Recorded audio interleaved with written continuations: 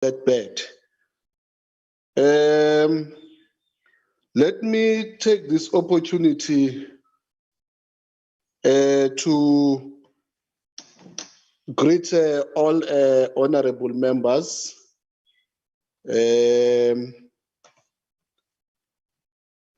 The Deputy Minister, Honorable Candid Mashiko Dlamini, you are also welcome, DM. Officials from the Department of Public Works and officials from DIRCO and any other members, staff members and the support staff that are with us here. You are most welcome, all of you.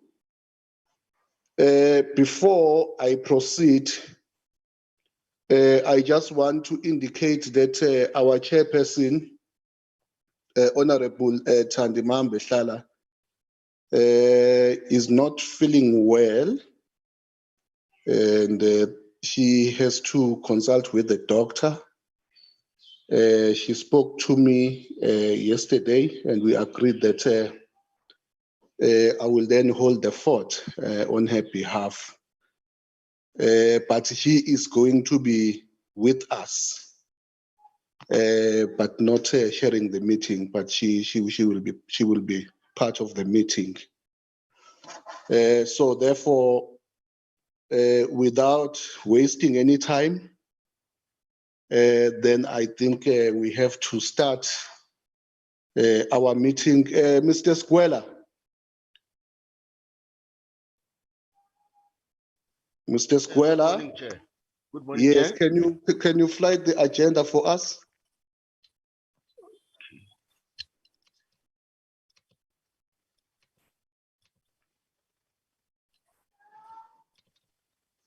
Chairperson, before we see the agenda, I think we also have got Deputy Minister Kivit from DPWI and Deputy Minister.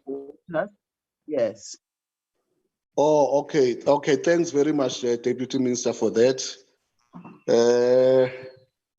I did not notice that one. My apology to both the Deputy Ministers. And you are also mostly welcomed, Honorable Deputies, as indicated by our Deputy Minister, Mashiko Dlamini. Okay, thanks for that, Deputy Minister. And then, Mr. Squella? Yes, Chairperson. Yeah, please, can you flight the agenda? Is it not visible, Chair? It is visible. Is it visible? I'm not, okay, let me see. Yeah, it is. No, thanks very much. I'm using a phone, and yeah, it's a little bit small, but it's fine. I'm sure it's visible quite enough to other honorable members and officials. Okay, then thanks very much. I think let us then go to the second item. I've already indicated the apologies on behalf of the chairperson. And Mr. Squella, are there any apologies from your side? Yes, Chairperson, we have 4 apologies, Chair. The first, in fact, it's 5. The first is from the Minister and the DG. They are both in Malawi attending SADC Summit. And we have the second apology. The first is from the Minister of Public Works and the DG. They are both in other engagements. She's attending cabinet today. And we have the third apology, Deputy Minister Mashiko Dlamini. She's requesting to be excused at 1. And Honorable Mulder is attending Chief Whips for a meeting. And Honorable Chetty is also requesting to be excused at 1. Thank you, Chair. And also, Chair, may I note that we have also been joined by some members of the Portfolio Committee on Public Works. and officials, Chair. Okay. I'm not sure if you may want to allow them to introduce themselves, Chairperson, before the meeting.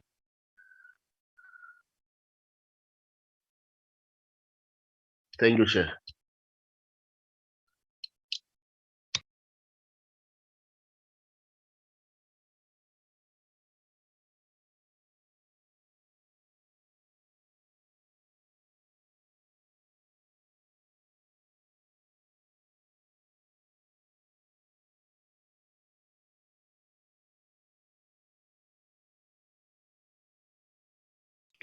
Can we get, let's go to item 3. Sorry, I was, and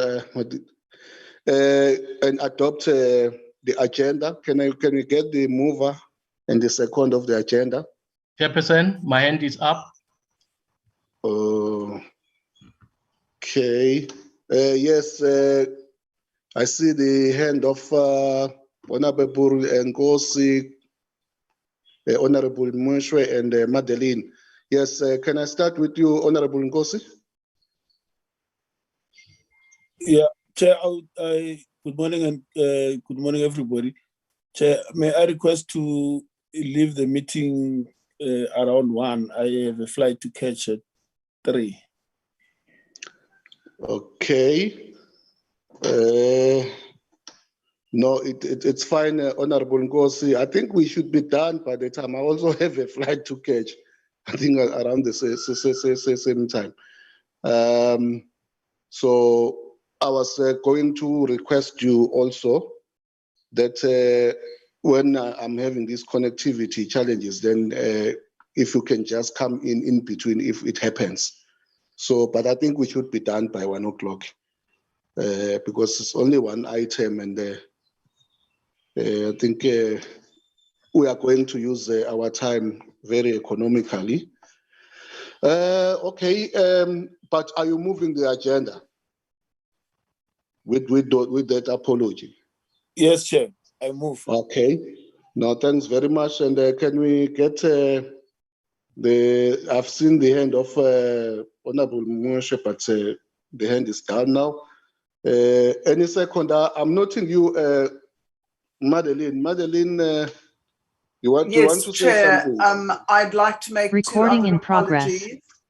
Oh, okay. Okay, let's allow you to do that. Thank you, Chair. Honorable Nolita Ntobongwana, who is the chair of DPWI, is attending another meeting. Honorable Samantha Graham-Marais, who is also on DPWI, is traveling. And I would just like those 2 apologies noted, Chair. Thank you so much.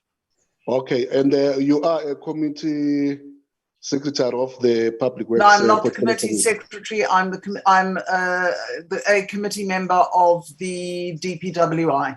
Thank you, Chair. No, thanks very much, Honorable Hickling, for that. Okay, Honorable Mshwew, I see your hand. Yes, thank you, Chairperson. Good morning, and to all of the members. And I'm not sure whether this could be added to the agenda or whether I can just ask the question when we are going to be briefed about the latest developments regarding DG Mahwai. As we know that we were not informed about the reasons why you were suspended, and it's just quiet, and we are wondering what's happening because people ask us questions and we become embarrassed to say we also don't have answers. We have not been briefed. So I just want to know, when is this matter going to be addressed, and whether the minister can answer the question before she leaves. Deputy Minister can answer this question before she leaves. Thank you. Okay, thanks very much, Honorable Mshewa. I think that's a valid question, and you have been persistent in asking the same question, which I think it's a worry for all of us. But I would suggest that we don't even also put the Deputy Minister on the spot to respond off the cuff. This matter, I think it's being handled at the level of the chairperson and the minister. I'll tell you why, because there's been even an article I think it was coming from a eyewitness, public eye newspaper, and they were asking the same thing, talking about 180 days that have gone by and all those things. So it's a matter that is even in the public domain, and the chair and the minister are busy dealing with that issue, because I think we must get a report, a formal report, as a portfolio committee that is going to deal with these issues of DC or consequence management, not only in relation to the DG, but the CFO is also suspended, and there were other issues that we have raised about others. So I think let's leave that one in that one. Maybe in due course, then you'll be able to get a response as to when. But it's a matter that we also have the same concern with you, and this matter must be brought to the portfolio committee as a matter of urgency. I think Yes. will you be happy with that response?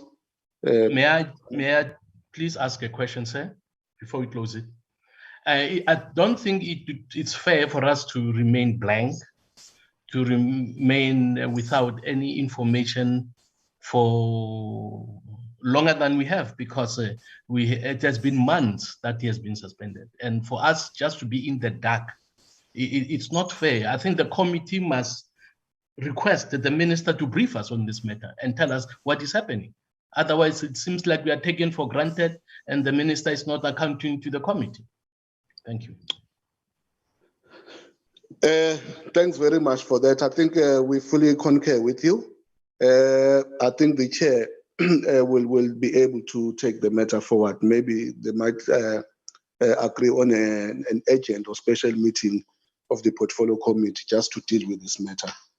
But thanks very much for that. Thank you. Thank you. Honorable members, I think let's not dwell on the issue of introductions, and because I think we have known who is here, and because it might also consume the time. But let me just hold on. Yes, I'm just seeing the hand of Honorable Beckman. Honorable Beckman? Yes, remember Chair. that we were dealing with the adoption of the agenda, so I didn't know. I was going to ask whether Honorable Mwesho was also seconding Nkosi. So in your input, can you also respond to that item of the adoption of the agenda, Beckman? Yes, Chair, I'm willing to do so, but just to assist that we are meeting again this evening, and Honourable Meshwe's concern, I hope, will be dealt with in this evening's meeting, because I'd hate to come to another meeting and which is discussing DIRCO, and that we're not going to be dealing it when we discuss DIRCO either. So please let's ensure that the officials are ready for us at 6 o'clock this evening for that meeting. I will second the adoption of this agenda. Thank you very much, Chair. Yeah, no, thanks very much, Honorable Beckman. I didn't want to talk about this afternoon meeting because it's got a specified agenda and items, but it's fine. I think the matter might come in anyway because those issues might come in, and then I think what we are saying is that if at least the officials or one of the executives or the executives, if they can also be present, so that when the matter arises, at least we might get something that tells us what is the status of the whole issue. So it's fine. Let's leave it that way. And thanks very much for the seconding of the adoption of the agenda. Okay, honorable members, can we then proceed to the item that is before us? I don't know between the two departments who's going to lead us, but I assume Public Works would be the first to lead us. But let me just make a short input on my side on behalf of the chairperson. And then after that, we'll then hand over to the Department of Public Works. Honorable members, honorable ministers, and the acting DG in her absentia, and the minister in her absentia, and her entourage. I welcome you back.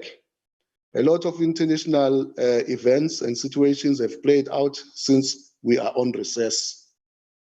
The granting of observer status to the State of Israel by the chairperson of the African Union Commission was indeed a great irony to the several international efforts to hold Israel accountable for its human rights abuses and denial of the Palestinian people of their inalienable right to self-determination.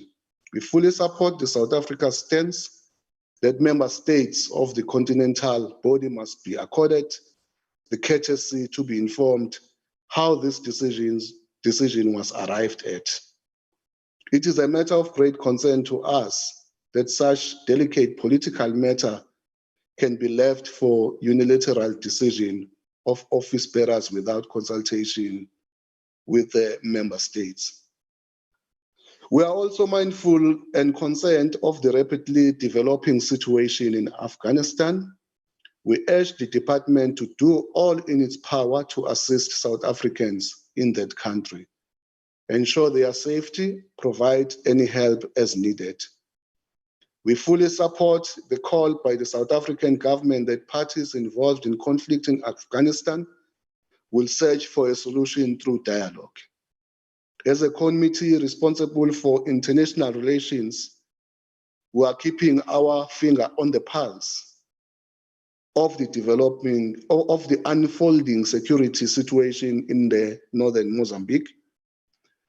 We are comforted by the June extraordinary summit of SADC, which approved the mandate for SADC to SADC standby force mission to the Republic of Mozambique to be deployed in support of Mozambique to combat terrorism and acts of violent extremism in Cabo Delgado.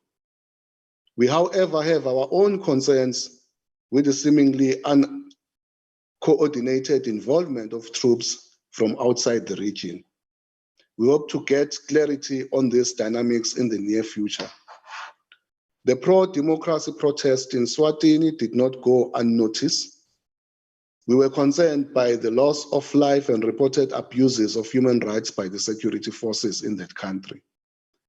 We hope there will be all-inclusive dialogue in the kingdom to meet one another and the people of Swatini decide their destiny. Elections took place in a number of countries in the continent. We recently observed Zambians going to the polls and a winner being declared. We applaud the Zambians for a peaceful transition.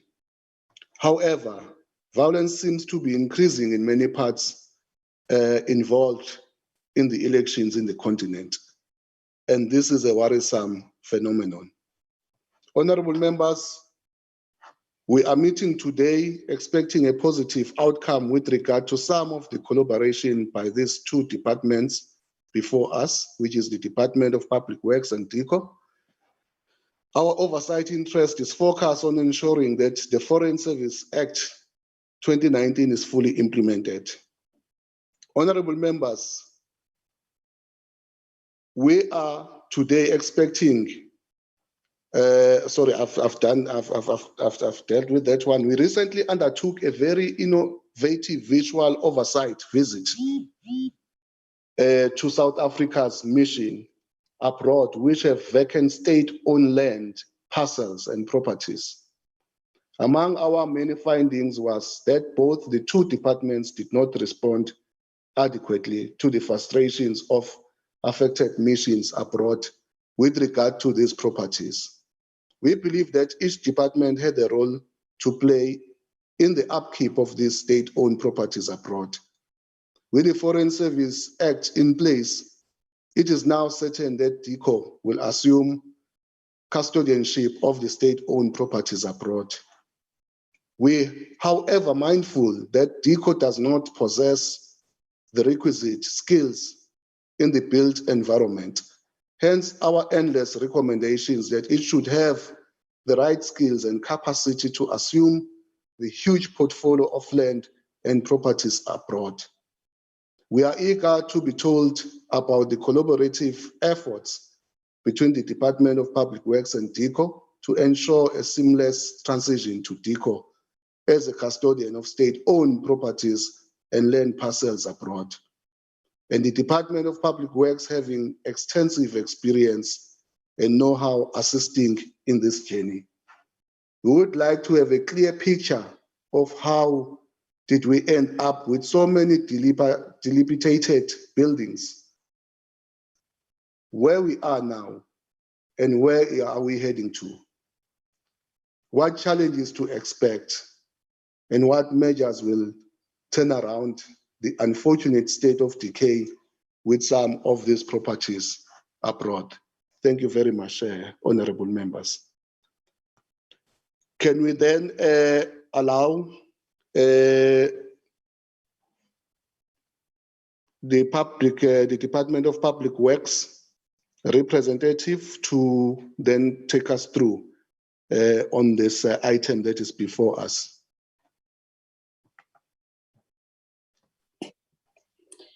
A good morning to you, Honorable Chairperson. This morning, the Honorable Deputy Ministers present, Honorable members of the committee, officials both from Parliament and the two respective departments. Allow me to greet everyone a very good morning, and especially a good morning during this Women's Month, when we come before the committee to account on the status of our international properties. Allow me, Chairperson, in that spirit of us celebrating the year of Mama Charlotte Maxeke, to also point out to the committee that as an internationalist herself, I think it is befitting that we are engaging in this kind of discussion during this month, the Women's Month, but also we are thrilled to take note that in the current socio-economic environment, which reflects a fiscus that is quite challenged, especially in our country amidst COVID-19, that we are encouraged by the step that the committee has taken to show interest in how we manage and deal with our investments, because properties are investments internationally. My understanding, Chairperson, without necessarily going deep into the presentation, I do have in the team the acting DG of the Department of Public Works and Infrastructure. And my brief from the team was that the two departments have met, officials thereof, to craft a response to the committee, which is a joint response. And therefore, in that spirit, I wouldn't want to break it, because as you also indicated, that they should have been working together to ensure that capacity in the department exists. I will therefore hand over to the acting DG. I'm not sure whether it's the acting DG from International Relations or DPWI, but I will hand over to the one of DPWI to indicate to the committee, because my understanding is that they have agreed to have this joint presentation. As to who will lead amongst the two of them, they have to decide on that. But the presentation in itself is one from the two departments. Thank you, Honorable Chairperson. Oh, thank you very much, Mbokodo Malbongwe Igama. Deputy Minister Kivi, thanks very much for just leading the way in guiding how are we going to be then be dealing with this presentation. And I think as you have suggested, can we then hand over to either of the acting DGs or a designated official by the two departments to lead us on this presentation. Over to you. Yes, Chairperson, thank you very much. And thank you very much, Deputy Minister. Chairperson, we are somewhat support partner to DIRCO in this. We've made inputs, but the presentation will be led by DIRCO. So let me make that point and ask DIRCO to please lead the presentation. Thank you. Thank you very much. Okay, thanks very much for that. DIRCO.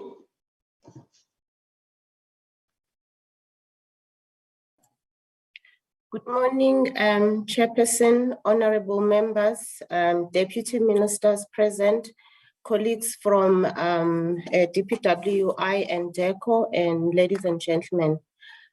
Deputy Minister Mashiko, if you allow me, I will take the committee through to the presentation as per the request from the acting DG.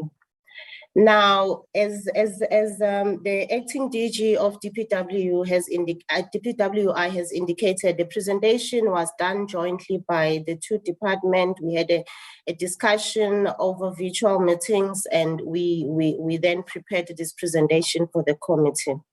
Now, the areas that we're going to cover in slide number 2 is the issue of the summary of immovable asset per region. We're also going to look at the current status of the DIRCO foreign properties. We're also going to look at the summary of immovable asset considered for maintenance in the current financial year.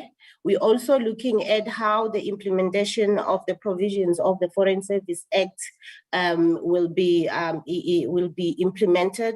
We're also looking at the disposal of the redundant state-owned foreign assets. Then we will close with the summary of immovable assets considered for disposal.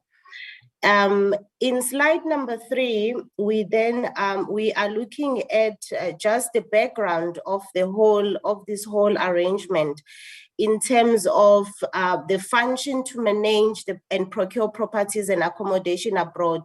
It was allocated to DIRCO by the Minister of Public Service and Administration on 1 May 1999. That was recommended by the Public Service Commission in terms of Section 333A of the Public Service Act. Now, due to the fact that the department has an advantage position to better manage the foreign properties portfolio given its close proximity to the assets, that is one of the reasons that was highlighted when this portfolio was then moved to the department.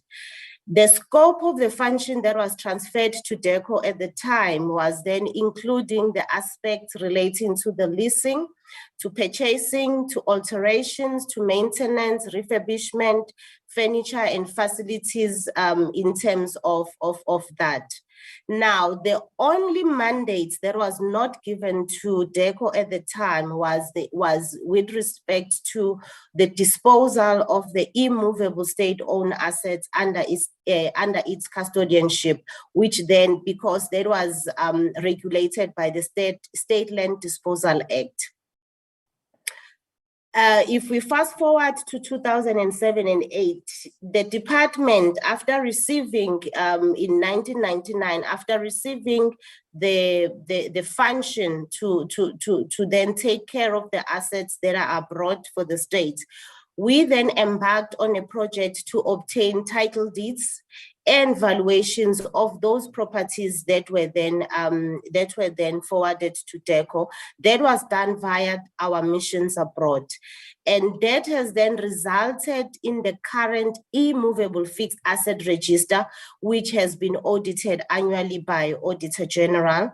Physically, sometimes when they go to missions, they then physically verify those buildings that we have. And also they also verify the issue of title deeds when they are looking at the audit.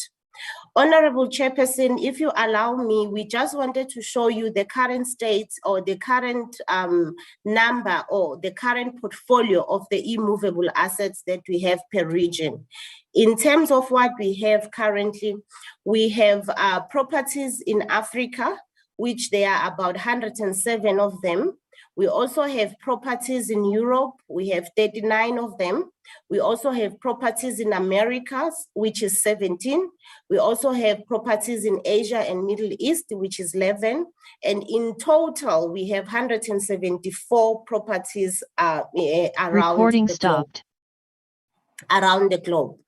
Now, of these properties that we have, the 174 properties, as you can see in terms of the table there, we have offices in this regard. We have official residence. We also have staff accommodation, and we have other. Other, it means that it's either a parking that we have, or it's a guardhouse that we have. So those are the other that we are talking about in that slide. Now, over and above the portfolio of state-owned properties, we're also renting properties abroad where we are located as a department or as South Africa. Now, we have chanceries. If you can go back to the slide that I was still on, thank you. We have properties that we are renting. Chanceries, we are renting about 97 of them. Official residences, we are renting about 70 of them. Staff residences, we are renting about 413 of them. Land, we have 12 land parcels. We also have other, as I said, we also rent something like guardhouses, parking, which is all falling under other. So the total number of assets that we are renting abroad is about 600, and it cost us 689 million per annum for the renting, for the lease portfolio. Thank you. Now, if you allow me to move on, what we want to share with the honorable committee today is that in the current status of the foreign properties, the department continued to face a backlog in maintenance and renovations activities. And this has also been confirmed and by the portfolio committee when they were meeting with our ambassadors, when they had the virtual meetings with our ambassadors where we own properties. One of the reasons why we are finding ourselves in the situation where we are right now, Honorable Chairperson, is that maintenance at this stage, we are being reactive in nature, and then we also have high reliance on unscheduled and urgent activities. That is one of the reasons why we find ourselves right now with a backlog. The second issue is that there is a lack of fully fledged and professional staff property management portfolio within the department in terms of head office as well as missions, which also the portfolio committee has observed with the engagements that they've been having with the department. Now, to date, what we have done to try and mitigate these problems that you have or challenges that we are having, one of the things that the department that has done is to revise its organizational structure to accommodate the relocation of the properties and facilities management unit to the office of the COO. Currently, this portfolio is reporting to the CFO, but by the looks of the, but after we have, after the engagement with the portfolio committee and the recommendation that was made by them, and what we engage upon with the minister and the executive of the department, as well as management of the department, then the decision was taken that these units must relocate to the office of the COO. Now, that will happen after the final signature in terms of the organizational structure. Right now, the organizational structure is still to be submitted to the Department of Public Service and Administration and the National Treasury. Secondly, what we've done, Honorable Chairperson, is that we've advertised and shortlisted for the post of the Chief Director, Properties and Facilities Management in order to make sure that we have the right skill and the correct experience in terms of this portfolio, the person who will lead this portfolio. The interviews have been recording in progress. On the 11th of August, and then also we have advertised the post of the Director State-Owned Property. This portfolio, Honorable Chair, it has a Chief Director, and it's supposed to have a Chief Director, and it's supposed to have about 3 directors. Right now, 1 director post is vacant, which is the State-Owned Property Management, which is what we have advertised right now. And then we do have the director that deals with the lease portfolio, and we do have the director that deals with the facilities and fleet management. The next slide. Continuing on the current status of the foreign property. Now, what we did again after the meeting that we had with the portfolio committee together with our ambassadors, we then conducted a physical verification assessment through our missions in terms of the recorded state-owned immovable properties abroad to ascertain the physical conditions of the properties. Now, when our colleagues were doing the physical verification assessment abroad, they have identified that most of the properties needs maintenance. That is a result of there has been a slow or no maintenance performed, as well as the legacy properties that need extensive preventative maintenance or renovations abroad. Now, that is one thing that has been identified by the colleagues in missions when they were doing that a physical verification. Now, based on that, we then requested the missions to submit the missions maintenance plan that we have consolidated as head office, and then we have allocated the capital budget to those maintenances that have been identified by the mission, and we have now a consolidated mission plan, maintenance plan that we are working towards. Now, in that maintenance plan, Honorable Chair, we have identified 34 properties that could be funded, because also the funding is not enough, but at least we can fund about 34 properties in terms of the maintenance work that needs to be done. And the work has commenced in some of the missions, which ranges from other missions. We are still performing a condition assessments, but also others, the conditions assessment have been finalized. We are now dealing with the maintenance work that has been identified through the conditions assessment. Now, we have attached the report on each project that we are doing in terms of the 34, which I hope that was made available to the honorable members. The next slide. Now, in terms of what we are maintaining right now, in Africa, we are having 16 properties that we are maintaining. 3 offices or chanceries, 4 official residences, 6 staff residences, and we also have an undeveloped land that we are securing, because right now we have a land parcel in Juba, which is right now needed to be fenced so that we can secure it not to be used by any other unauthorized user. So that is the major thing that we are doing with that particular land parcel. In Europe, we are looking at 16 properties as well. And then in America, there is only one property that we are looking at. And then in Asia and Middle East, there is only one property that we are looking at. So our focus at this stage, we're trying to start here in Africa before we move to the other areas. In Europe, the number is 16 simply because this is one of the places where we have legacy properties that needs major maintenance. So we are also starting to work with that. And also in Europe, there are areas where we are forced by law to deal with them because of the issues of asbestos. So that is what we are doing in that region. The next slide. Now, if I move over now, Chairperson, to the implementation of the provisions of the Foreign Service Act. Currently, what the Foreign Service Act indicates is that the custodianship of foreign properties is with the Minister of International Relations and Cooperation.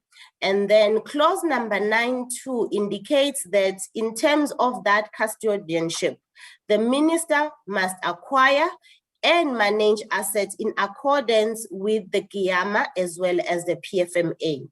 And then clause number 9.3 then further indicates that the minister may dispose of assets, but there should be consultation with the National Treasury as well as the DPWI, which then in a way still bind DIRCO and DPWI in terms of the collaboration going forward, that we will still work with DPWI in this area specifically in terms of the Foreign Service Act.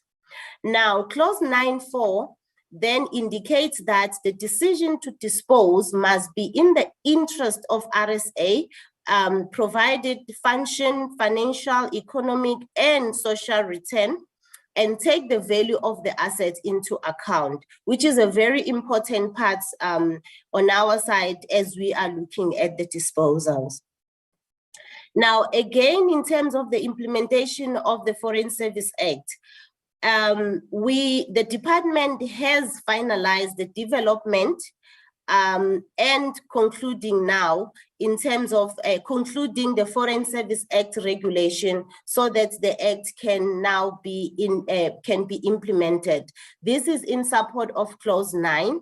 And then what we've done, that we have done the regulations in collaboration with DPWI as well as National Treasury.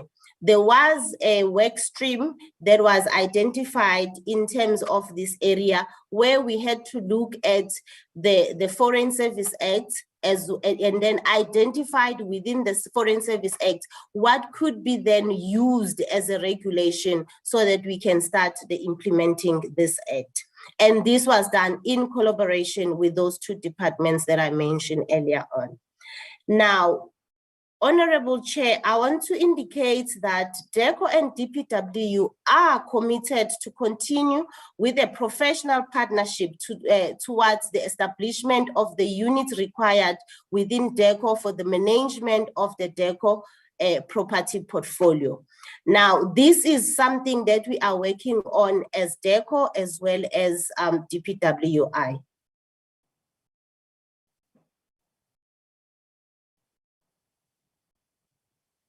Okay, and to continue from the implementation of the provision of the Foreign Service Act, what we are saying as well is DIRCO and DPWI will continue to work together. In working together, this will include information and best practice sharing in the development of policies, systems, and processes, as well as cooperation in compliance with the requirement of GIAMA and any relevant aspect of the property management. And our plan, Honorable Chair, is that we still need DPWI to work with us as we are establishing the units within the department for at least for the next 2 years in the area where we are maintaining, we are acquiring, we are developing. But the partnership when it comes to disposal is not gonna end in the next 2 years, but we still continue to work with the colleagues from DPWI. Now, towards this objective, the two departments will also include or will also look at shared services in terms of the professional built environment advice, which what DIRCO doesn't have at the moment, the expertise in terms of deployment of the professionals to accelerate project execution, which currently DIRCO doesn't have, and we have been using the professionals from DPWI. We're also looking at the process to review systems design. Since we are establishing this portfolio within the department, we're looking at designing the systems that will work better for the department. We are also looking at the valuations that we'll be doing together with DPWI. And we are also looking at the investment analysis, as the Deputy Minister of DPWI has indicated earlier on, that when you look at the foreign properties portfolio, that is one of the investment in terms of the of the state. Now, the main thing as well, why we need DPWI on our side, we want to share skills with them. We want them as well to assist us to train our officials that will be in that portfolio. And also we want to see how best those officials can be developed going forward. Chairperson, as indicated, DIRCO and DPWI has already formed an interdepartmental committee that includes National Treasury. And moving forward, this will be chaired by an independent qualified individual, which we have already discussed with the individual, and it's on a pro bono basis, and the individual is a non-government employee. And the Interdepartmental Committee will prioritize disposals of unused immovable assets, because that has been a headache for our heads of missions abroad in terms of the image of South Africa that it portrays while we have redundant properties abroad, and also in terms of the money that we've been pumping into these properties in terms of maintaining them while we are not utilizing them. So that is why we have prioritized the disposal of those assets.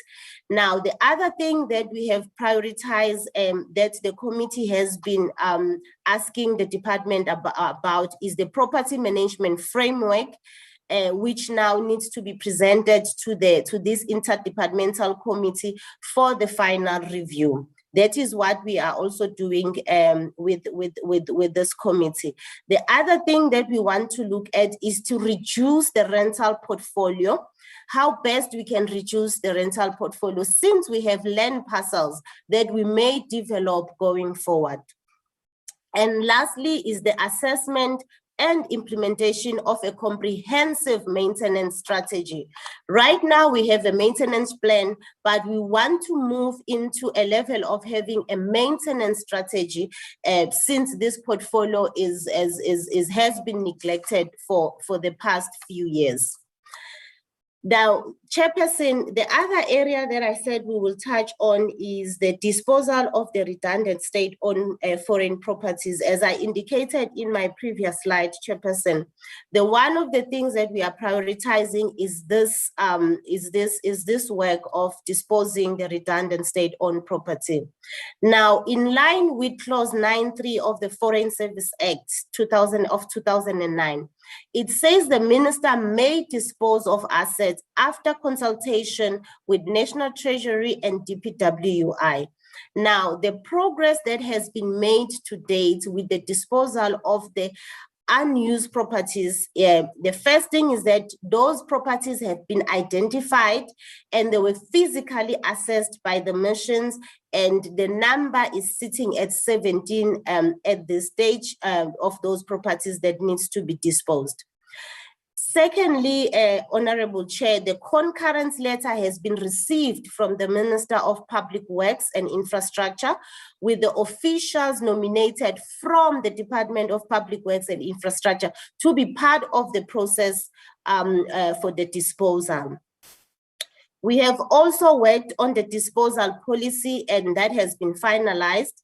We have worked on the standard operating procedures for the disposal of movable assets. That also has been finalized, so that our missions will know what is their role, head office will know what is the role, and everyone will know what exactly is expected of them. So that has been put down in terms of the standard operating procedure. What we have done as well is the establishment of this task team for the disposal, which is made up of National Treasury. There are colleagues that have been nominated from their side.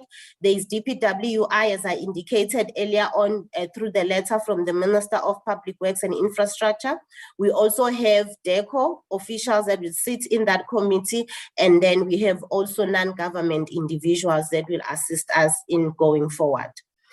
And the formal appointment of the relevant individual is underway. The letters are being prepared now so that we can formalize this interdepartmental task team.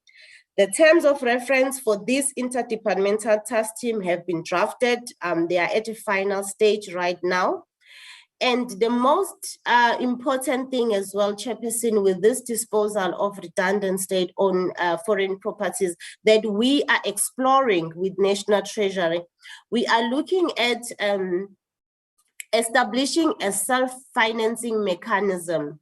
This will assist us that all the revenue that will accrue from the disposal of these properties, instead of it going to the National Revenue Fund, if it can then, with a self-financing mechanism, it will allow us to then apply for this amount from National Treasury so that we can further maintain our properties or acquire a property where we have identified. So this will assist us in terms of this portfolio, Chairperson.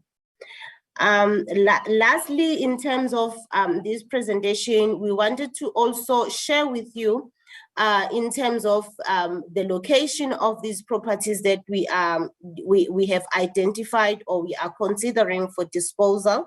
We have 11 properties in Africa. We have 5 properties in Europe. We have 1 property in America. There is no property that we have identified for disposal at the moment in Asia and Middle East. Now that brings our number to 17. And looking at the current value as per the immovable asset register that we have, these properties are worth 66,528,000, which is what we are then exploring with National Treasury, if then we can keep the 66 million as and when we dispose these properties to be used for the maintenance of the other properties, since this portfolio really needs some serious maintenance work, Honorable Chair. With the next slide. Now, Chairperson, in terms of what we have prepared between DPWI and DIRCO, we then recommend that the Portfolio Committee takes note of the presentation of the current status of the department's properties and the arrangement in place that we have with DPWI in the spirit of implementing the provisions of Foreign Service Act 2009, Foreign Service Act of 2019.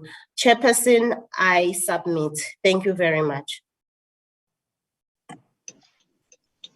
Thank you very much, Ms. Pengu, Mam Pengu, for a very comprehensive presentation.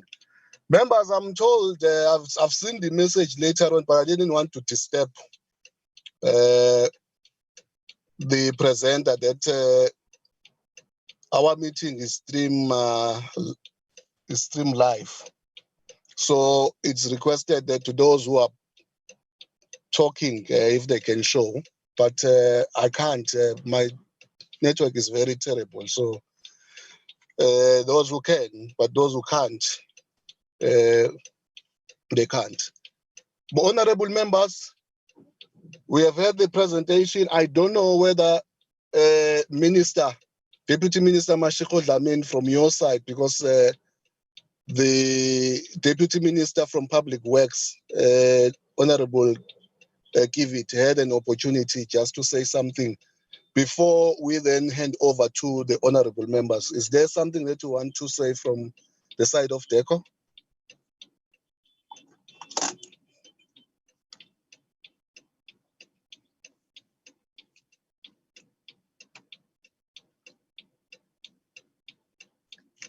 Honorable DM, are you there? Mashiko Dlamini? I'm here, Okay. Chair. Over to I'm you. here, Chairperson. Thank you very much. I think the Deputy Minister from DPWI has just represented all of us. So we are looking forward for the discussion in the committee. Thank you. Okay, thanks very much, Deputy Minister. Okay, then let me open this, honorable members, to you to say what you want to say. I understand that this is the first presentation. It's a work in progress, and we still have to have a lot of engagements going forward in relation to this presentation and how the two departments are going to take this matter forward in terms of a smooth transition from each department to another. Can I just see the hands? Honorable Muela, I have noted your request. So if the time allows you, then you can be excused. Thanks very much for that. I see the hand of Honorable Hickling, Honorable Beckman, Honorable Ngosi, Honorable Mshreu, and then Honorable Faber, and Honorable Van Schalkwyk, and Honorable Swartz. Can we just follow in that manner? So note who are you following, so that we don't spend a lot of time saying next.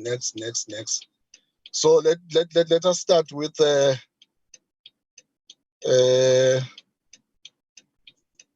May I kick off, Chair?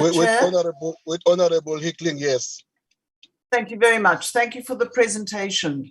I'd like to just start off by saying the public service industry is known for its lethargy, and can I just ask that this doesn't become one of the problems that we find in the implementation of this transition between moving assets from the DPWI to DIRCO. And that there has to be a smooth handling and a smooth transition between the two. I do note quite a number of problems that I have noticed in the actual presentation, notably that the renting of properties abroad I am finding quite astounding, noting that we have so many properties that we actually own abroad, and that we are spending a tremendous amount of money on actual rental of properties. The biggest question that I have is that there are 34 properties that have been identified for maintenance in this current financial year. 34 properties, 14 of which are official residences and 7 are staff residences, a total of 82 million rand. I have one question that I'd like to ask in this regard. Of those properties that have been damaged, maliciously damaged, many of them we know have been maliciously damaged, how much of that damage is going to be recovered? How many of the people who have damaged those properties are actually going to be brought to book? Are we going to actually get money from the people who damaged those properties? I'm not talking about wear and tear. I'm not talking about damage that may have occurred as a result of building faults. I'm talking about malicious damage to property. Are cases actually going to be opened against people who maliciously damaged those properties. That is something that has to be looked at very, very seriously from a legal perspective as well as from an oversight perspective, because that is our job as Parliament.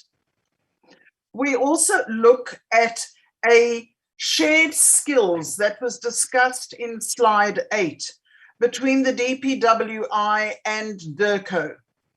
Please let me just say this. The DPWI does not have a working immovable asset register. We do not have a complete computerized immovable asset register that is working dealing with South Africa's own immovable assets. We have a system where only 3 modules of Archibus and Sage are actually talking to each other. They have been implemented, only 3 of them. If we cannot get the system to work with South Africa's immovable assets, how are we going to train staff and implement it on a worldwide scale? We have to be very, very careful about making claims about getting a comprehensive working immovable asset register worldwide if we can't implement same in South Africa. If we can't get it working in our own system here, how are we going to be able to train staff overseas? These are real problems that have to be identified and they have to be addressed in South Africa before we try and look at addressing them overseas. The biggest problem that we have is that this is a policy issue more than a physical implementation issue. We have to have an act that strengthens the mandate of an asset register that enables public works to work hand in hand with DIRCO. And once those issues have been addressed, only then can this system actually work. Thank you so much, Chair. Chair, thank you very much. I'll take it I can then proceed with our new ruling. Just to say that if I could take us on a journey, last term, we went to Namibia, and it was Department of Public Works, and it was international relations together. Before we even got there, we were told about land and property that we didn't even know that we had. And that was because the 2 departments were not talking to each other. And as Honorable Hicklin had said, we don't even have a functioning asset register. So the authorities in Namibia had to tell us what properties we owned. Now, for those of you that have been to Namibia would know that Namibia is very clean. You can drop a pizza box there in 20 minutes later, return, and your pizza box has been removed. But the dirtiest part of Namibia is actually South Africa. Because if you go to any South African property in Namibia, it's run down. When we were at our mission in South Africa, the lift was stuck. Apparently, they tried to get it working for us, and the poor lady that volunteered to get into the lift got stuck while we were there. And most of the properties we went to were so dilapidated that they had graffiti in it. Now, in Namibia, that's unheard of, to have properties with graffiti. In one property, there were people staying in it that were squatting. And again, it's not the Namibian way. So we were bringing our South African tendencies down to Namibia. So what we were seeing from a public works side is a department that actually, without not being able to run itself in South Africa, couldn't run itself abroad. And a lot of the officials were saying that the problem is they put in a request to Department of Public Works, and Department of Public Works say they've got to just work out what their budget is in South Africa. They've got to first prioritize stuff in South Africa, and then they will get to the stuff abroad, and they never do. So you've got ambassadors living in houses, in residences that have been vandalized by the previous ambassadors. And quite frankly, Department of Public Works has never seen the properties ambassadors and other diplomats have to move into. So, Chair, first of all, I'd like to challenge us, both committees, to go and oversight just to Namibia, just across the border, and we'll see. I bet you that nothing's been improved. Just from there, we'd go to the ambassador's house. You can just go to South Africa House, and we can go to 2 or 3 of our properties, and I bet you'll see the disgust that we saw just on those 3 properties. Department of Public Works will not want to touch anything of DIRCO's again, and DIRCO will not want Department of Public Works to touch anything of ours again. Challenge us first to go to the likes of Botswana, Zimbabwe, and Mozambique, just on the borders, just to go see exactly what this partnership is costing us. Because it's supposed to be a partnership of convenience, but it's actually turning out to be a partnership of inconvenience. Now, the Foreign Services Bill is meant to sort this out, and the presentation is meant to tell us that we should be moving far away from the Department of Public Works and this non-movable asset register. And yet what we want to hold, if whatever it is, but they still want to hold on to something when they can't even house in order in South Africa. They still want to maintain some form of control. Now, we went for our oversight virtual tours, were shown to us, and I'd shudder to think what was not shown to us.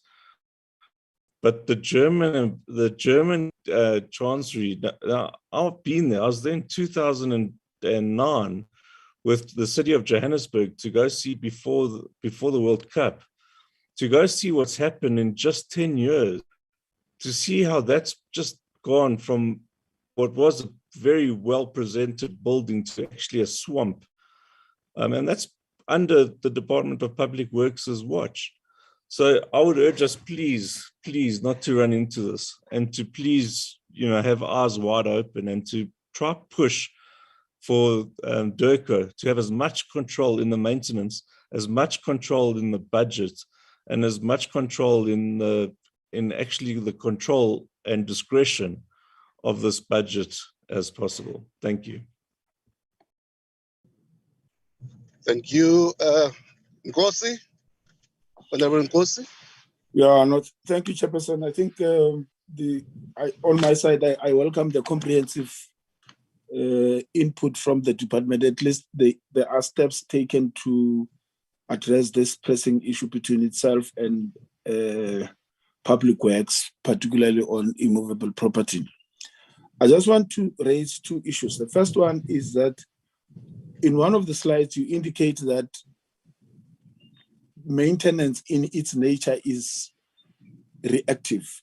I want to take issue with that. I don't think that is the case. Anybody who has done or who knows about maintenance know that you do have preventative and curative maintenance. So it cannot be that the department works on the rationale that maintenance is only reactive.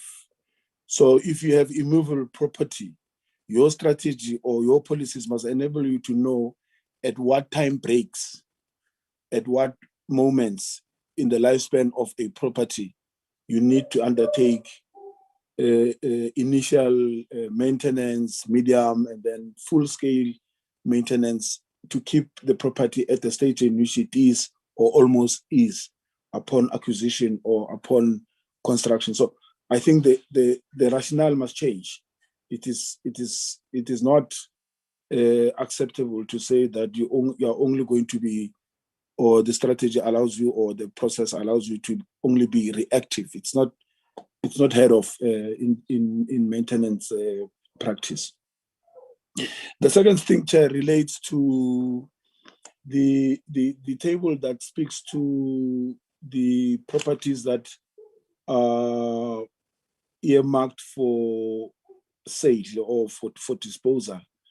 I think you're giving us the properties that you are going to dispose, which is very good, but you are not giving us the properties that we are going to retain and how you're going to maintain those properties going forward to prevent us relapsing into what we have now in terms of maintenance.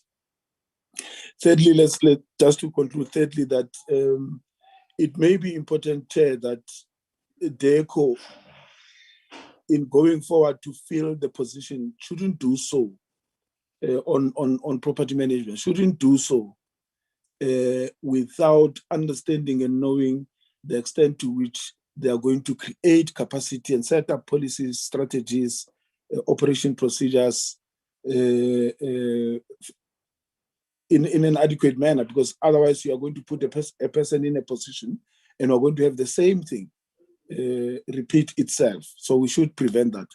And just on a lighter note, Honorable Bergman, so you think that South Africans took their tendencies to Namibia, so you had South Africans travel from here to go and create graffiti in in our properties just to show our South Africanness. Thanks, Chair. Chair, I'm going to leave.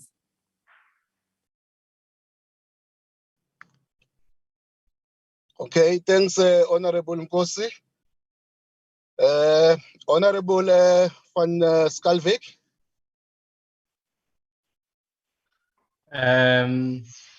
Chairperson. Yes, I know that it was you, Honorable Mshezo. You'll follow van Schalkwyk, using the chair's discretion. All right. Sure.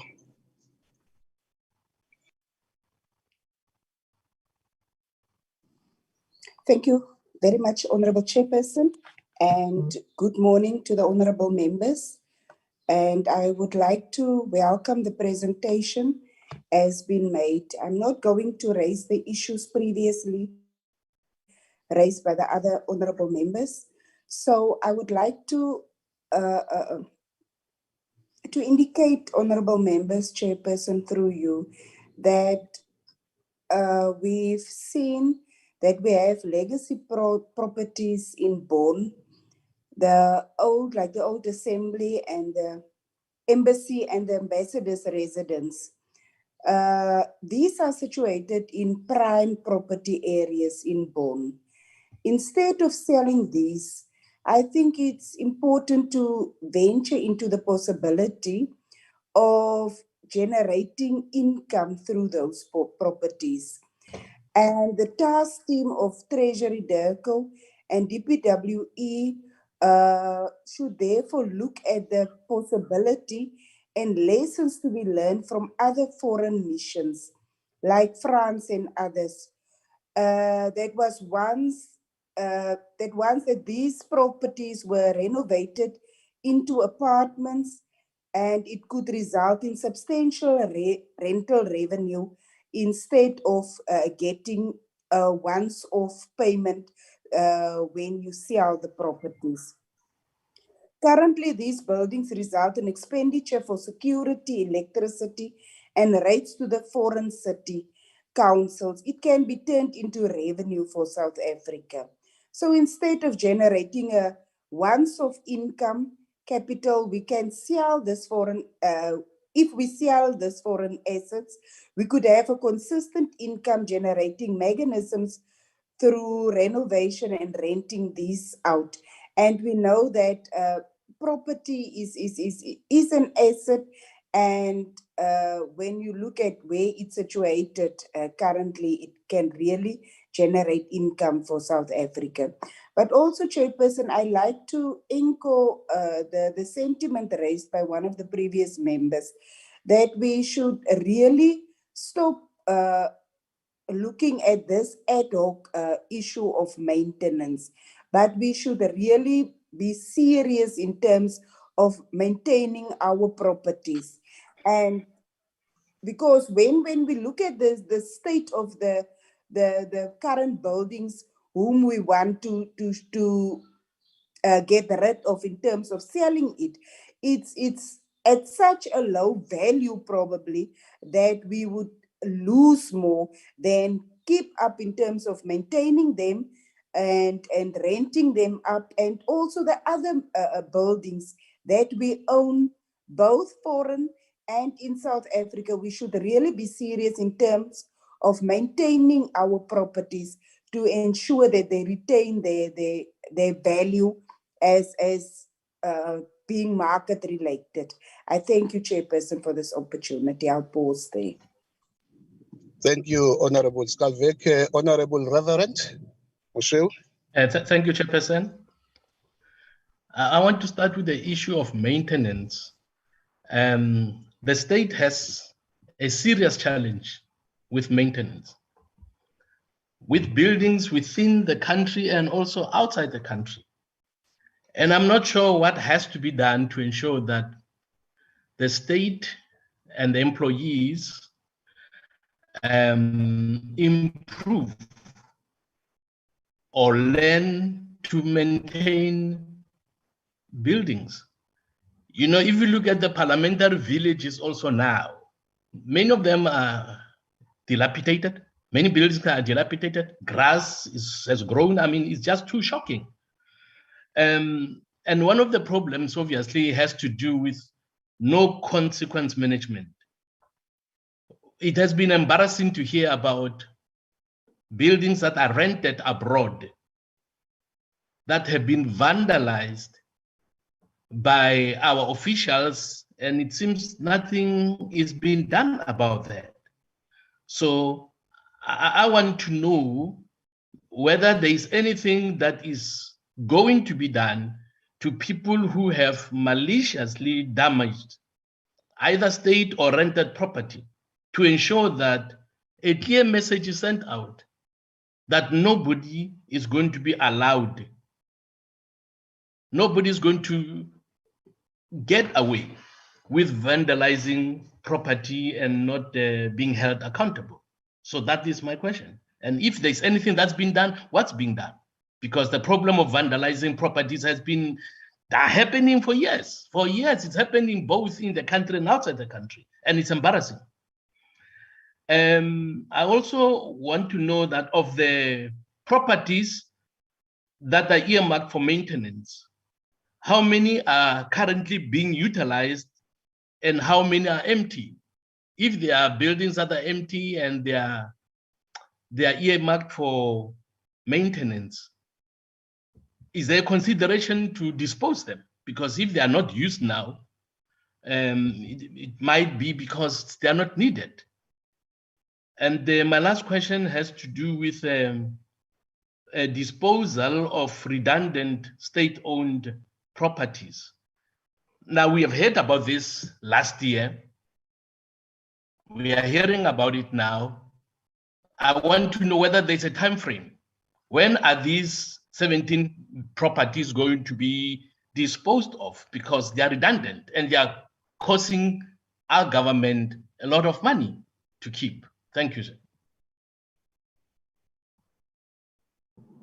Thank you, Honorable Mshew. Honorable Swart.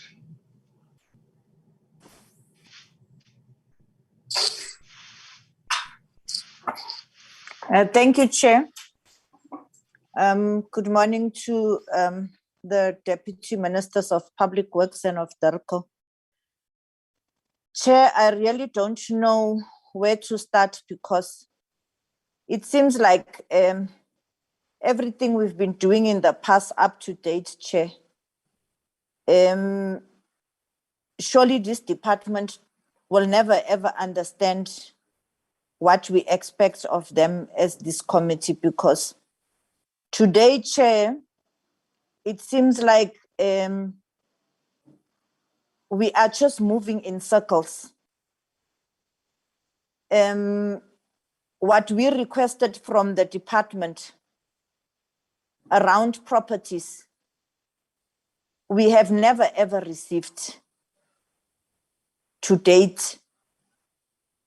Chair, I want to take this department back that we requested a simple, easy request from them where we requested them to give us a milestone report, which was exactly going to advise us as the committee where they are in terms of listings of buildings which they are renting, which must be disposed of, Chair, you know where I'm seated at now.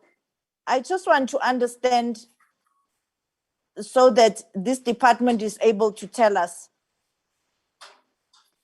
that if they are disposing of the buildings, which they are saying they are disposing of, how did they arrive at determining which properties to dispose of?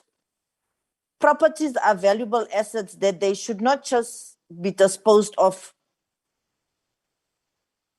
When they are disposing of, even before they have a strategy in place. Chair, we've been harping and singing a song with this department. You see, in today's presentation, it is clear again that we have said that legally, you cannot have the property division being part of the finance division. We are now sitting again with Ms. Bengu, who's the acting CFO, who is the one spearheading everything around the property division. When we've been kept on saying that you cannot have the property division in finance, even legally it is incorrect. Today we are being told of a strategy which is good, but it seems like today's presentation, DIRCO is again moving everything to be solely on the shoulders of Public Works, where they are telling us how Public Works, there's a letter from Minister Dilil, they are beefing up their team, but surely DIRCO is coming to beef up a team of who and how. When we got CVs here from the property division at DIRCO, where you have events management and LLB lawyers, and you don't have a quantity surveyor at DIRCO, you don't have anybody who is skilled in anything that has to do with the built environment. Now I am asking, are you still telling us that after this presentation, of course, we expected to be briefed principally on collaboration of your two departments over the years and execution of those most important mandate of property management abroad. It is clear that it was indeed not the case. No wonder we find ourselves in the worst situation of unaccounted dilapidation and mishandling of state properties abroad. How can we be sure that in preparation for the coming into force of the FSA, in particular the clause on immovable assets, the two departments will ensure a smooth transition of the new mandate? Chair, I'm saying this because after we initiated the Foreign Service Bill Act, we kept on reminding the department that it must prepare itself even last year.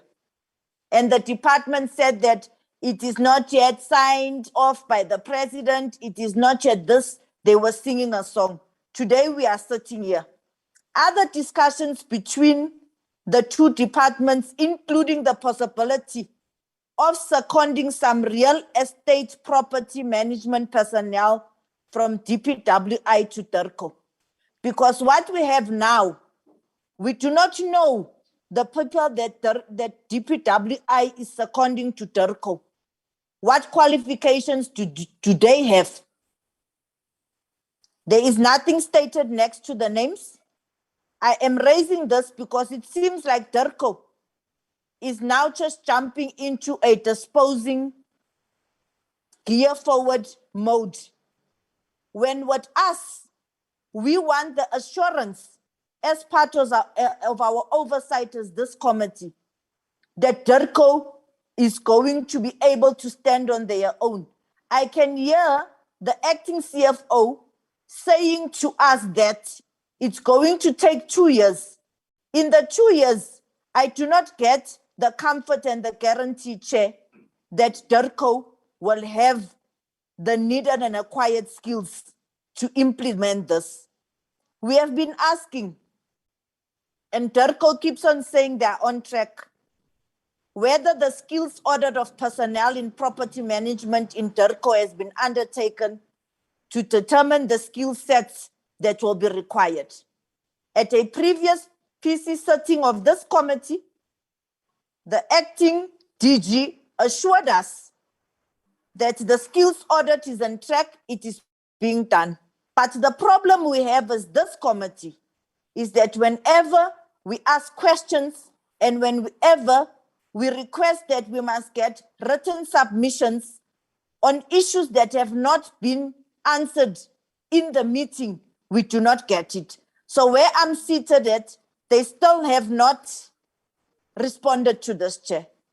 As DIRCO is known to be very ineffective when it comes to procurement, and especially as far as the acquisition and development of properties, what best practices can be obtained from DPWI in this respect? Is there consideration to also secure private sector expertise in the normalization of property management abroad? If so, how so? If not, why not so? Because I see in the letter from Public Works Chair, officials for the disposal process, has there been any value for money to assess, or what is the outcome of the value for money for assessment that has been done? For example, in Namibia, you can sell a property for 50 rand and another person can come and sell the property for 2,000 rand. The second part is, what is DIRCO doing in its own infrastructure division? Because what got us to New York was because of this DIRCO's procurement flaws. Now Public Works probably has experience in procurement of properties. Has DIRCO in its own procurement considered reviewing policy in order to be able to effectively deal with property acquisition related activities? Because, Chair, I'm very disappointed that each time we keep on saying that DIRCO has a long history of having property management within finance, which has caused huge challenges within the department, coupled with the department not being able to bring the Forest Service Bill Act actually to realize the reality of its effectiveness. So even today, after all this English Ms. Bengu presented here, I am not convinced, Chair, that they actually understand what we request from them, because we get told that they are advertising, they are going to employ. Now we are fast forward at Public Works, something that we have been cautioning on, that when Public Works is beefing up DIRCO, it is beefing up which staff with the relevant skills. I am asking again, which of those staff, the one that they are still advertising, of which they told us is one person, or is DIRCO now saying to us they have replaced the whole property management division? There is no more people with LLBs. There is no more people with advanced management diplomas. We now have got the relevant skills, including what we have been telling them and advising them. And I'm still saying, when do we get the milestone report, which is very important to us? Because like Honorable Nkosi has said, you are disposing of, you are only telling us what you are disposing of. Which are those that you are not disposing of, and who has done that study, and when and how? Because surely we do not want to end up with New York sagas again, where people do sending each other pictures. When we are here in South Africa, they send you a beautiful garden of a beautiful building, and the official implements. Thank you, Chair. Thank you, Honorable Swartz. I know Honorable Fiber will follow. And I want to prepare Honorable Deputy Minister voters that at the end, we'll give you the opportunity, Deputy Minister, also to say something before we conclude the meeting. And I've seen Honorable Chetty also raising the hand. So after Faber, Honorable Faber, Honorable Chetty will come in. But I want to request honorable members that when we make our input, let us also take into consideration the issue of time, bearing in mind the apologies that we have received from honorable members. But I'm not suppressing the discussion, but I'm just raising that to be in your mind when you are contributing. Over to you, Honorable Faber. Thank you, Chairperson. Chairperson, am I audible? I just want to hear. Okay, yes, thanks. of course. Proceed, Honorable. Chairperson, yes, I will start off with the Department of Public Works. If I was Minister Delil, I would also not be at this meeting. I would be ashamed. Chairperson, I want to first echo what Honorable Meshu was saying. As I say, I was sending videos of Acacia Park, which is the parliamentary village, to Minister Delil already a year ago and a few months ago. It's dilapidated, to say the least. It's a shame, to say the least, that something of that the ratepayer pays for is in a state like this. Now, if the minister cannot even look after property in South Africa, Chairperson, it's obvious that after the oversight videos that we saw on international relations last year, or actually are born in these places, it's pathetic to think that the department is still actually in control of it if they can't even look after properties, Chairperson. So it is obvious for me why the minister is not on this meeting. I would be ashamed myself. Chairperson, then coming back to our properties in Bonn and in Europe, I've looked at it and I see that we're talking about 59 million rand of value, and then we're talking about 3 official residences, 1 office chancery, staff residence, no, I don't see one, and others 1. Now, Chairperson, 55 million in euros is like around about 3.5 million, 3.5 million rand is 3.5 million euro is about 55 million rand. Chairperson, you can't even buy a decent property for 3.5 million euro. You can't buy an apartment for that price. Now, Honorable Bergman was talking about Bonn and how beautiful this apartment or this properties is in the buildings. Chairperson, I would like to know who did the valuation of these properties, Chairperson. And I want to also echo what Honorable van Schalkwyk was saying. You know, these type of properties in Europe is a huge asset. We have to look at other alternatives. We can't just make decisions on selling this immediately. I think there must be a good discussion on this, on which properties are going to be we're going to get rid of, and at what prices. I don't think we must get in scandals again on properties being valuated or undervaluated and then get sold. Chairperson, I can't agree that you got 3.5 million euro and you're saying this is what the value is of these properties. I think that should be relooked in. And I'm not going to echo on what the rest of the colleagues were saying so far. Thank you, Chair. Honorable Chetty.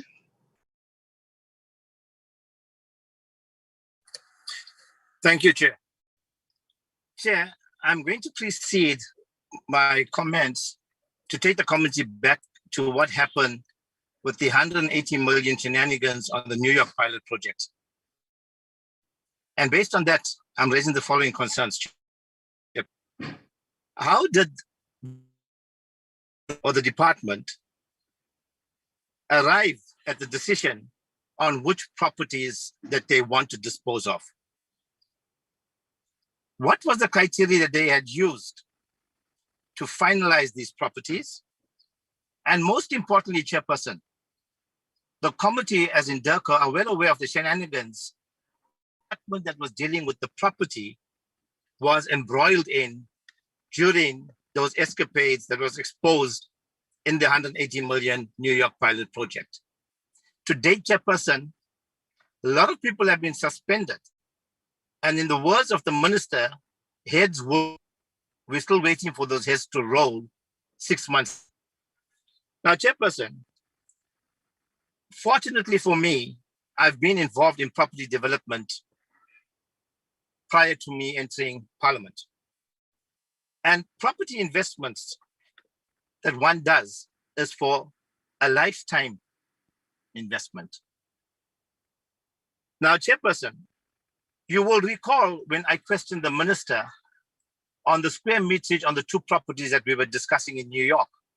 And the minister's response was that she is not into property development, so she will not know what square meterage makes any difference.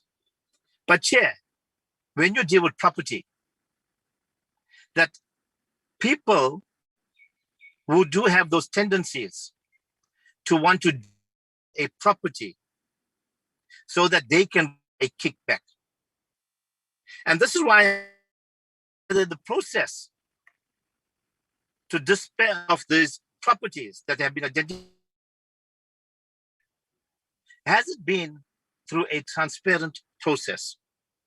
Because Chairperson, you will recall further that one of our discussions in the PC, that we were offered much more than the value, yet the department had chose to sit on their hands and the buyer walked away. Again, Chairperson, I'm glad that in the presentation, Ms. Bengo made reference of the infamous parking lot that we had to rent out just to soothe the ego of an ambassador. And we are still saddled with that. So, Chair, I believe that the PC on DIRCO needs to have a report by the officials as to how they came about identifying that, what was the criteria used, and if the processes were fair.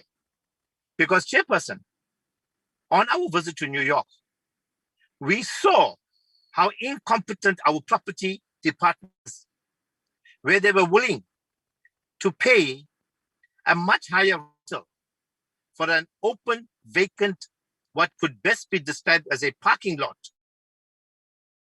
rental, as opposed to a fully fledged, ready, fit for purpose building. That gives me serious concerns as to whether this department is competent enough to have acted in the best interest of South Africa.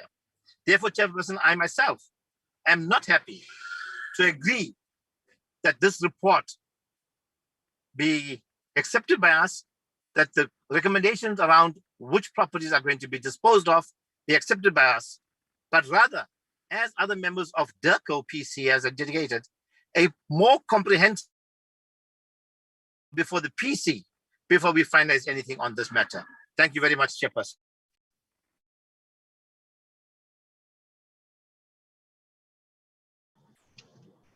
Thanks, Honorable Chetty.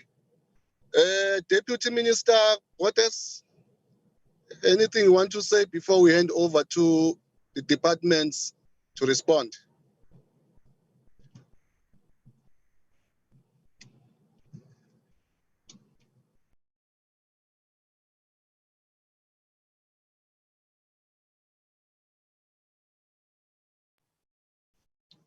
Deputy Minister Borders? Okay, looks as if he's having some problems. Can I then hand over to the officials to respond to all what the members of the both portfolio committees have raised, and questions and inputs, and then we'll take it from there. Officials?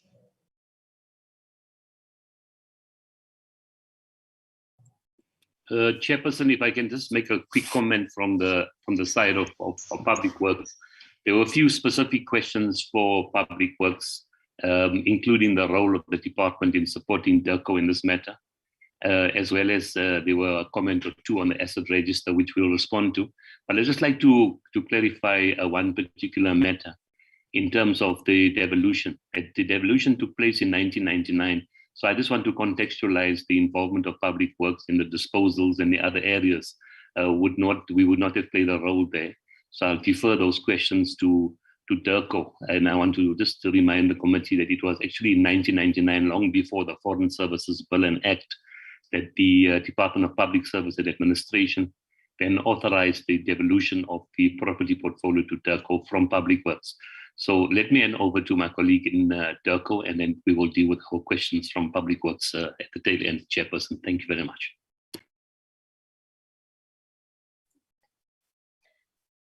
Thank you very much, Chair.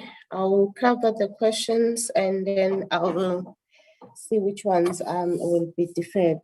Starting from the first question by Honorable Hetling, in terms of the 34 properties that have been identified for maintenance for the current year, how much of the damage will be recovered in terms of the malicious damage that has taken place?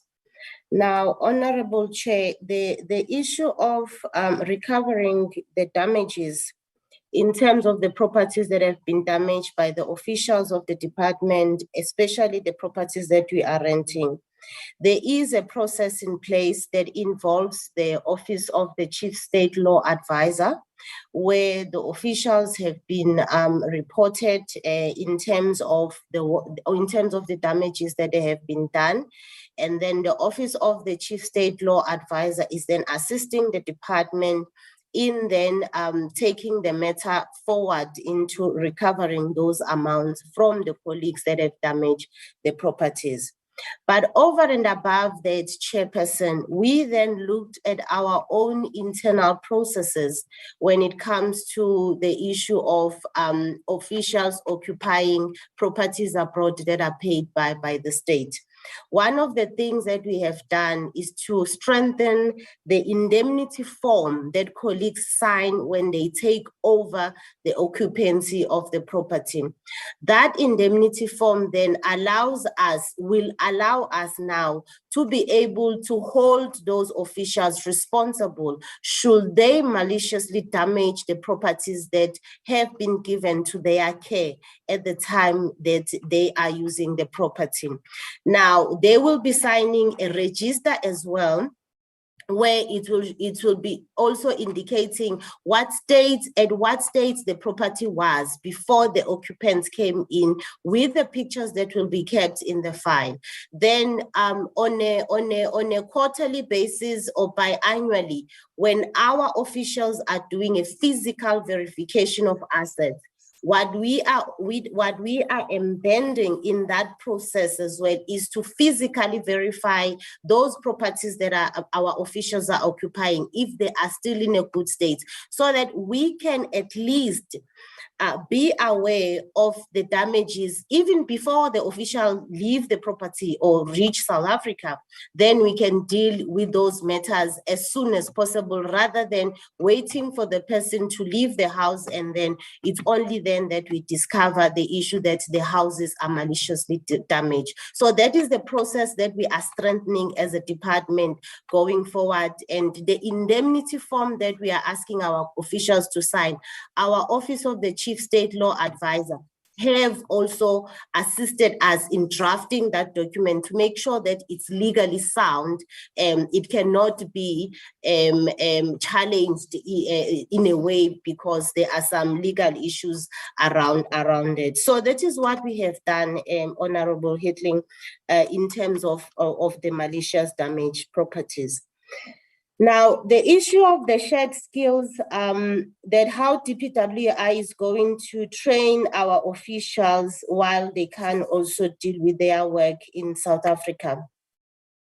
Currently, how we are working with DPWI, it's not actually getting their official physically going to do the actual project abroad, but we are using their database of professionals who are assisting us. Like if we have a construction project, we then form a team, interdepartmental team between ourselves and DPWI.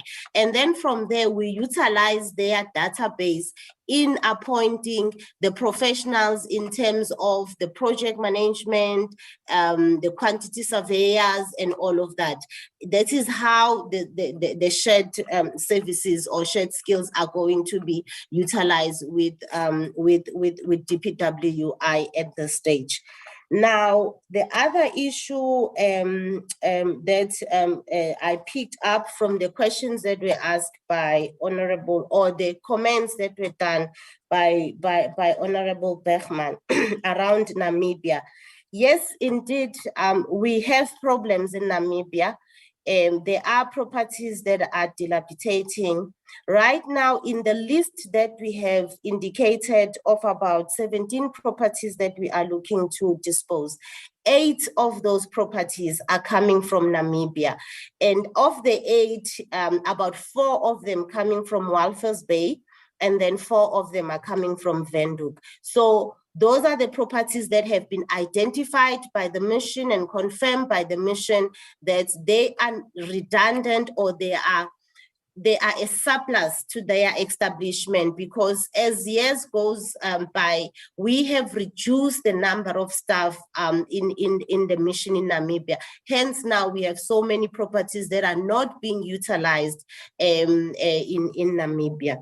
But over and above that, in terms of the plan that we have also shared with them, with the portfolio committee, we are doing some work in Namibia. One of the things that we are doing, we are replacing the lift, and that process is at a very, very, very large stage. We are now waiting for the supplier to bring in the lift as they were manufacturing it, and they said it will take about 8 weeks. So mid-September, we are expecting the lift to be delivered and to be installed.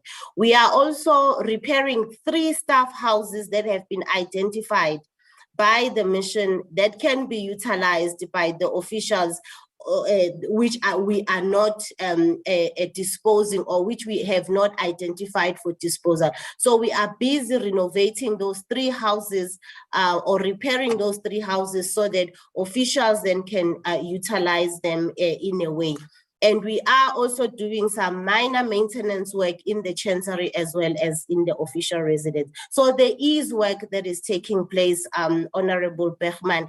And I assure you, Chairperson, that if you can go to Namibia, you will see indeed that the department is doing some work based on specifically the reports that we've received from the portfolio committee. We have looked at that report, and we are working from that report that we have received from the portfolio committee when they had visited the mission in Namibia.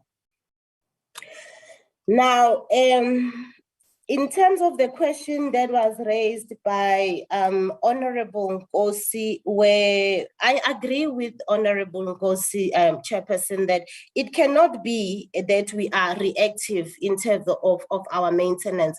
But what I was trying to drive forward is that this is the reason why the department finds itself in a situation where we are right now, where we have so many properties that are dilapidating, because we have been reactive in our approach when we're looking at the maintenance.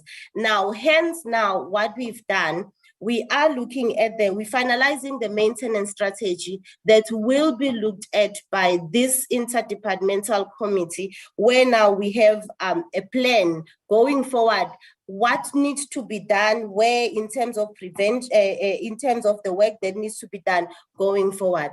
But in the meantime, we do have a maintenance plan that we are working on in the current year, while we are looking at a bigger strategy that we will be implementing in collaboration with our sister department, which is DPWI in this instance. Now, which then will change the rationale, as you have indicated, Honorable Nkosi, Chairperson. Now, the other question that was raised as well by Honorable Nkosi, Chairperson, was that which one of the properties are we retaining when we are disposing? If you remember, Honorable Chair, in the beginning, I indicated that the department has 174 properties abroad. Now, of these 174, we are disposing 17. meaning that we will be left with 157 properties.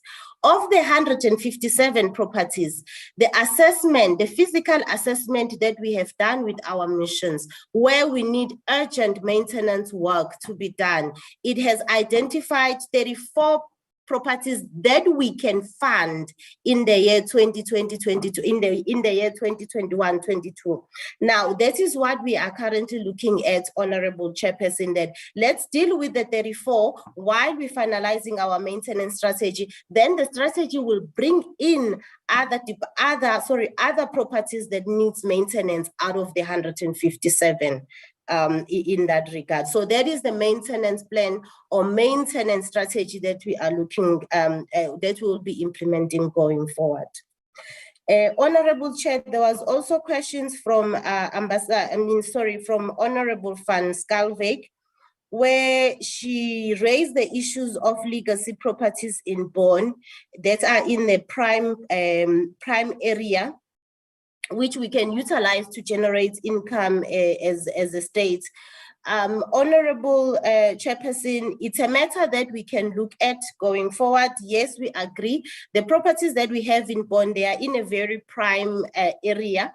That indeed, if due diligence is done, then we can generate income through that process. But what I want to indicate to the Honorable Chair in terms of the disposal that we want to do or that we are planning to do. Now, the process is at a very, very beginning stage where you have to identify properties, what you need, the properties that you think need to be disposed. And this exercise was done in conjunction with our missions. And we had also looked at the reports that was done by the Department of Public Works and Infrastructure in collaboration with DIRCO a few years back when they visited some of these properties, where now their report was recommending some of these properties to be disposed.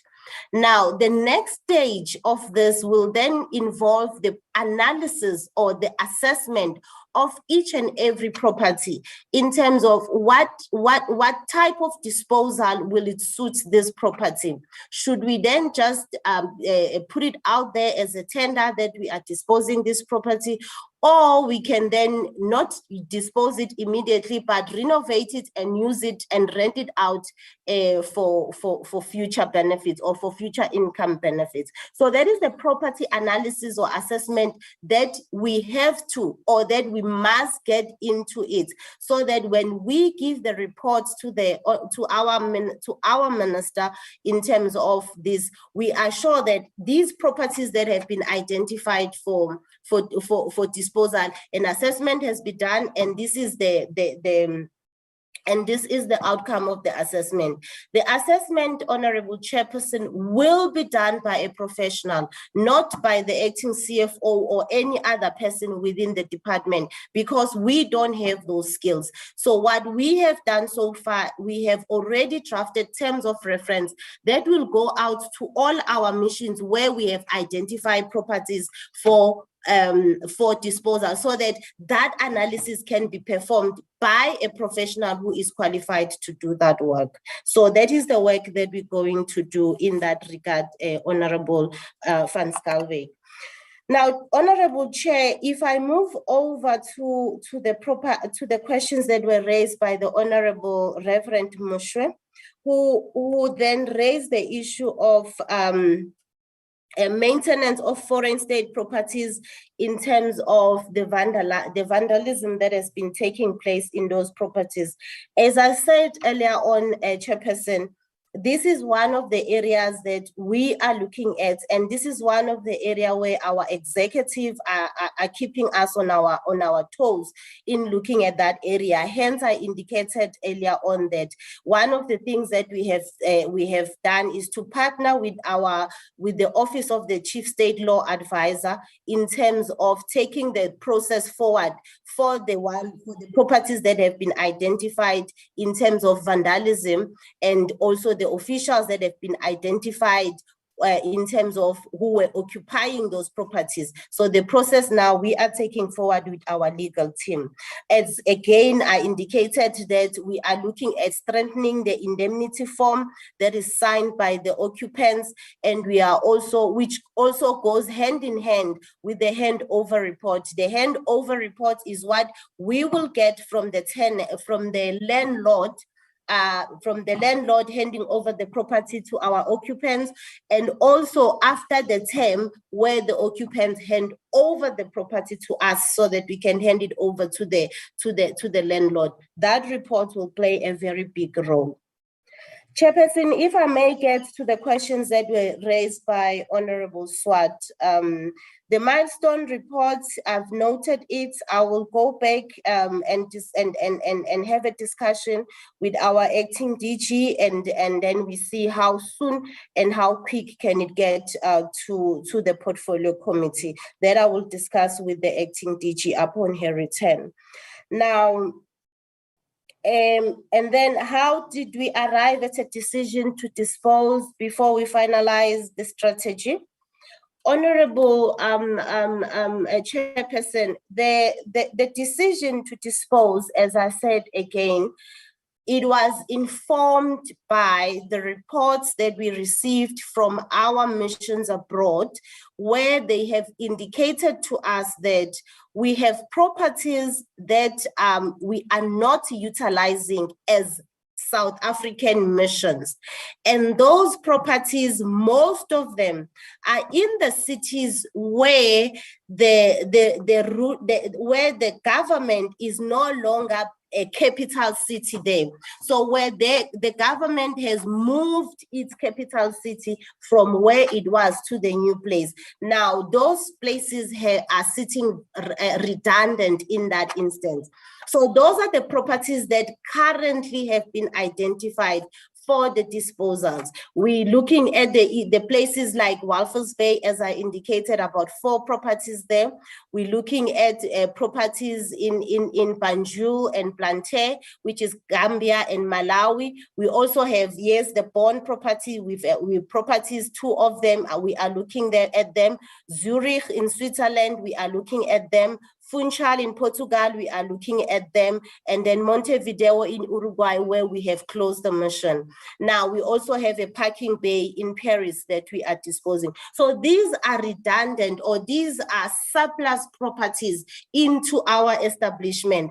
And where the cities, and they are in the cities where it's far from the current capital city for an official to travel back and forth to where the capital city is. So that was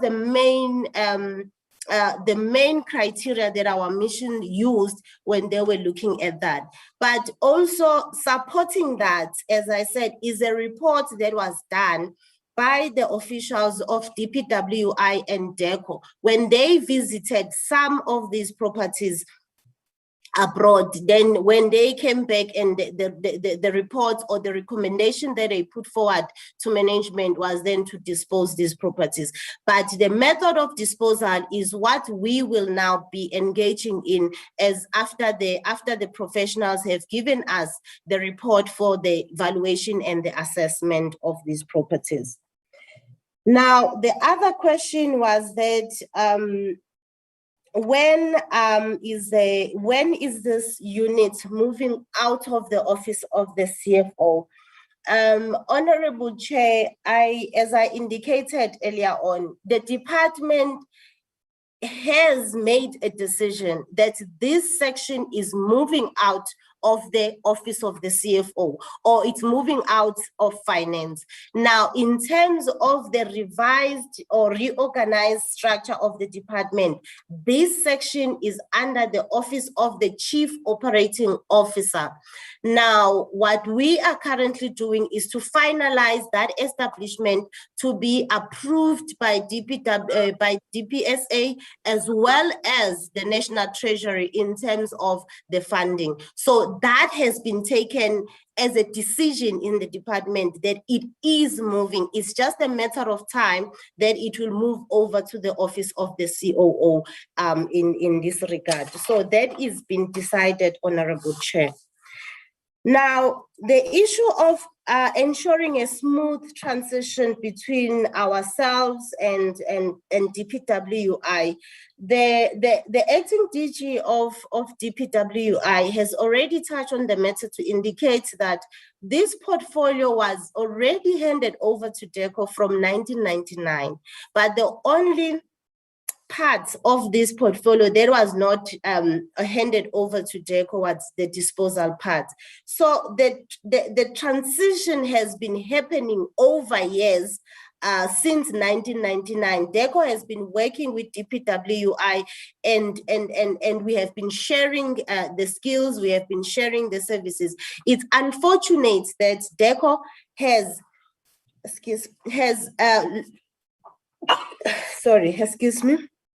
it's unfortunate that DIRCO has lost skills that were built over the years through the collaboration with DPWI. So it looks like right now we as DIRCO, we are starting from scratch, building this unit, which we called a properties portfolio. So that is what we are doing. By now building this unit, we then request that DPWI help us to strengthen that building of the units for at least for the next 2 years, so that we are sure that the department can now stand on its own and do the work as it expected to do. Yes, a possible secondment of official from DPWI was explored by the department, and that response was still awaited from the department. But in terms of the skills audits from DIRCO, that has been finalized. And the outcome of the skills audit is what has been used, or it's what has informed DIRCO's advertisement for the chief director position, as well as the director state property that we have advertised. So the work that has been done was based on the work, was based on the skills audits that was done by DIRCO. Apologies, Chair. So all I was saying is that the work or the adverts that has gone out and the job description that we have done for these two positions was basically based on the skills audit that was done from the side of DIRCO, and which was then done by an outside a department, which was DPSA, together with our HR unit. Now, in terms of procurement, what are the best practices that the department can learn from DPWI? If you have noticed, Chairperson, from the letter that we received from the department, from the Minister of Public Works and Infrastructure, the letter has also indicated which colleagues are going to sit in the bid evaluation committee and which colleagues are going to sit in the bid adjudication committee. With that, Chairperson, that will then strengthen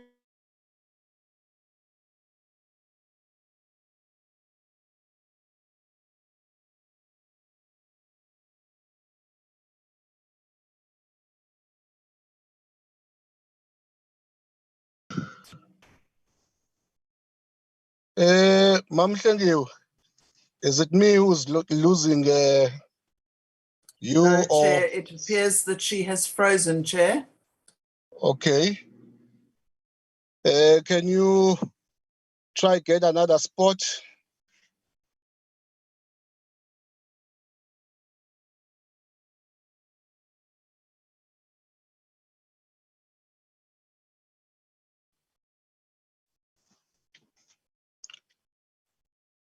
Can someone bring to the attention of Memhleng Bengu that we have lost her, so she must try and reconnect again. Thanks.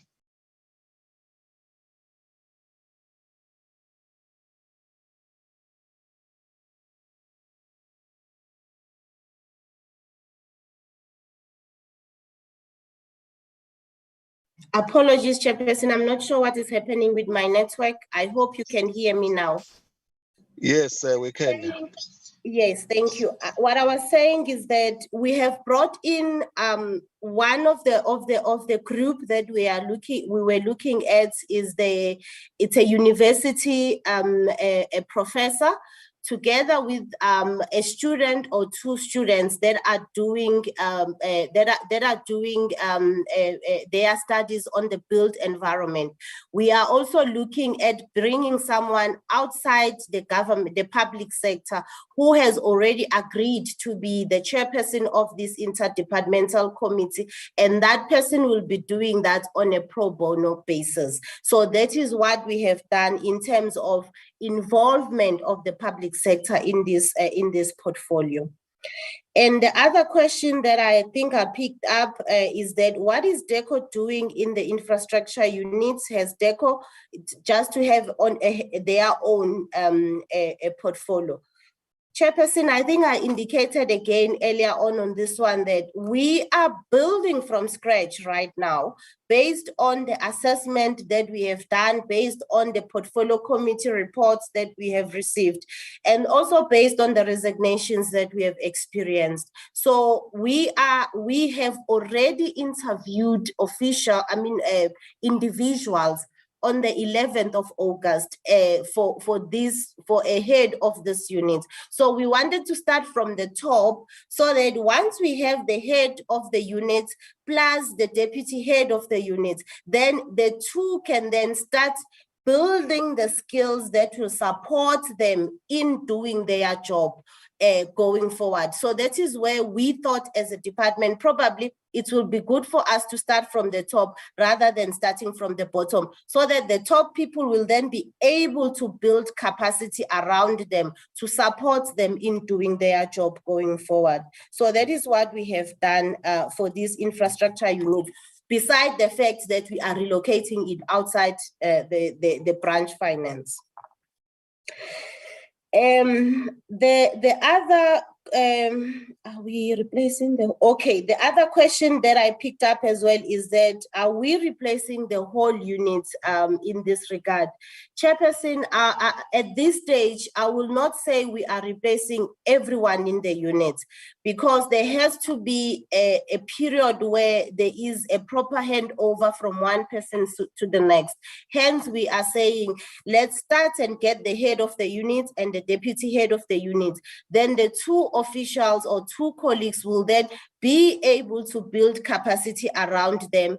And as you said, Chairperson, without the head in that section, it's going to be difficult for us to then say, okay, let's get the person who's going to do project management, and let's get the person who's going to do maintenances, let's get a person who's going to do this. Let the head of the section and the deputy decide what capacity do they want so that they can perform the job as expected of them. So at this stage, even if there is replacement of officials, but it will be done in a piecemeal basis, as and when we bring people in and then others will go out, we bring people in and others will go out.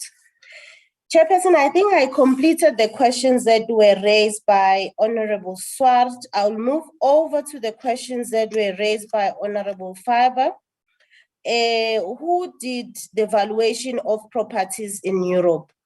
Now, the properties that have been valuated in two ways, Chairperson. One of the way we got the valuation report from the municipal offices of those countries. And then in others, we got professionals. We advertise within the country where we got professionals there to evaluate those properties in terms of what value are they in that regard. So we have done it in two ways in that regard, not only in Europe, but also in other regions. That is what we've done. We asked for the valuation report from the municipality. Where municipality was unable to give it to us, then we have then included professionals. The question, Honorable Chair, that was coming from Honorable Chetty, to say how did DIRCO arrive at the decision of disposal of property, I think I have answered that one, where I indicated that we involve the emissions, and the mission identify properties that are in cities where the capital city has been moved. So those properties are standing there vacant, not utilized by anybody. And also where mission has more property than the number of staff that they have. So those are the two main criteria that we have utilized to identify properties that we are going to dispose. But over and above, Chairperson, as I said, the identification is the first stage of disposal. We still have other stages that we are going to embark on, like the property assessment and evaluation, and also identifying the method of disposal based on that. Honorable Chair, thank you very much for the questions. I hand over to you. Thank you. Thank you very much, Ma'am Bengu and Mr. Faisal. Thank you very much for the responses. I'm learning. I'm used to Department of Public Works and end there. So I hear you officials say DPWI. So it's Department of Public Works and Infrastructure. So we'll get there. Thank you very much. Yes, honorable members, let me just say this. I have alluded earlier on in my opening remarks on behalf of our chairperson, Portfolio Committee, Honorable Mahambe Hlala, that of course this is just the beginning. We just wanted to get this information as a preliminary information, so that at least we will know that there is something that is happening between these two departments in terms of implementing the Foreign Service Service Act. I don't know. There's some. Yes. There's a member who's not muted. Chairperson, sorry for the interruptions, if I may. We just didn't address one question as DPW, and I've been asked by the DG to address that. If you allow me. No. I'll come back to that one. Thank you. Apologies. I'm struggling to raise my hand. Apologies for that. So you said you have not answered that question. Is that what you are saying? Yes, Chairperson. There's one question that we need to answer from Honorable Hicklin. Okay, can you do that quickly so that when we wrap here? Thank you once again. Apologies. Just on Honorable Hicklin's question on the immovable asset register, it is true historically we didn't have a comprehensive immovable asset register, but over the past few years the department has put extreme effort into getting a compliant, complete, towards getting a complete immovable asset register. We also happy to announce that we have migrated the immovable asset register to the Archibus. We've done that recently, and we can indicate that, for South Africa, we can record that we have 29,132 land parcels. We have 81,733 building structures, and Chair, at a disclosed value of 141 billion.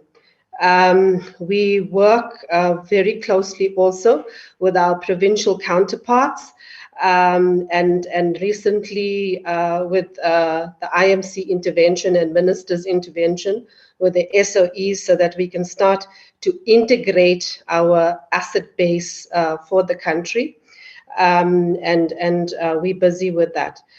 Where I want to also agree with Honorable Hicklin is that in terms of Archibus, we are making progress, but the progress is slow towards getting an integrated property management functions into Archibus. But we are intensively working on that, because the focus has been to get more accuracy on the land parcels and the buildings and the disclosed value. So, Chair, thank you. And just one more thing in terms of supporting Ms. Bangu, we have, in terms of Giyama, in terms of the best practice out there, in terms of the guidelines, the life cycle asset management guidelines that we have developed.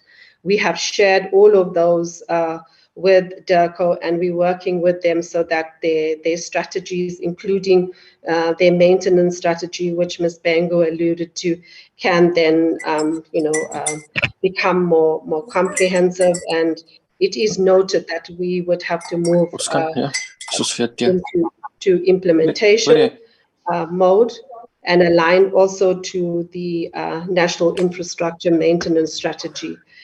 So we will continue to support DIRCO and in that regard, and also provide technical support towards the disposals that we have been performing historically, which is in terms of the business process, is to ensure that there's a valuation prior to disposal and that we undertake due diligence and feasibility, and we'll share that documents accordingly as well if they haven't been shared. Thank you, Chair, and sorry again for not raising my hand. I apologize. Thanks. No, thanks very much, Ms. Suban. It's fine. Yes, Mr. Nkosi, Honorable Nkosi, I have indicated that I might ask you to take over at past. If we are not done, I will hand over to you. I know that at 1 o'clock you also put an apology, but I hope by the time we will be done. Now, honorable members, I was just highlighting the fact that this is the beginning. Chairperson. Yes. I have 2 short questions that were not answered also. No. Can I just do my part, Honorable Mshewe, and then when Honorable Nkosi takes over, then you can raise that issue. Yeah. Okay. Yeah, because I'm not at 12:30. I'm not saying I'm closing the meeting, but I will hand over to my colleague to proceed. I know that there are a lot of questions that members have asked, and surely the answers have not been satisfactory, and they might want to have a second bite in raising those issues. But I just wanted to indicate that, honorable members, surely we are not going to exhaust everything today. I have just observed from the chair, this is a huge exercise that this department have to embark on. And there were also recommendations coming from the presenters, but also from members that they need another presentation which is more comprehensive in terms of your inputs, Honorable Mshew, and the questions that we have been raising. So surely today we are not going to exhaust everything, but I'm sure that when we deal with the way forward, then you'll be able to chart a clear way forward. But I just want to raise an issue to say that really in that report that will be comprehensive more, if we can also get a clear, turnaround strategy in dealing with all these property issues that we are raising today. And that strategy must have clear timelines, particularly even the process of handover, this smooth transition from the Department of Public Works and Infrastructure. We should know when this, because there is a tendency with committees that we will engage on processes until the term of the office of the committee ends. And then the new committee comes in and then they start all over the process again. So we don't want that kind of a situation going forward. So I think it will be important that you take that into account. There are quite a number of issues. The issue of the organogram is not yet finalized. There are decisions in place. So in that strategy, the turnaround strategy, the full one, if we can also have the implementation plan with clear timelines as to when this is going to happen, this is what's going to happen. Because otherwise then we will not have a situation where the act is implemented as it's supposed, because that's the mandate as a committee and both portfolio committees, but particularly at DIRCO, that we must make sure that is fulfilled. So I just wanted to raise those strategic broad issues when the committee looks at the way forward, if that can also be included. Having said that, let me allow you, Honorable Mshweu, to raise those quick questions so that when my colleague takes over, then the two departments will then respond to those.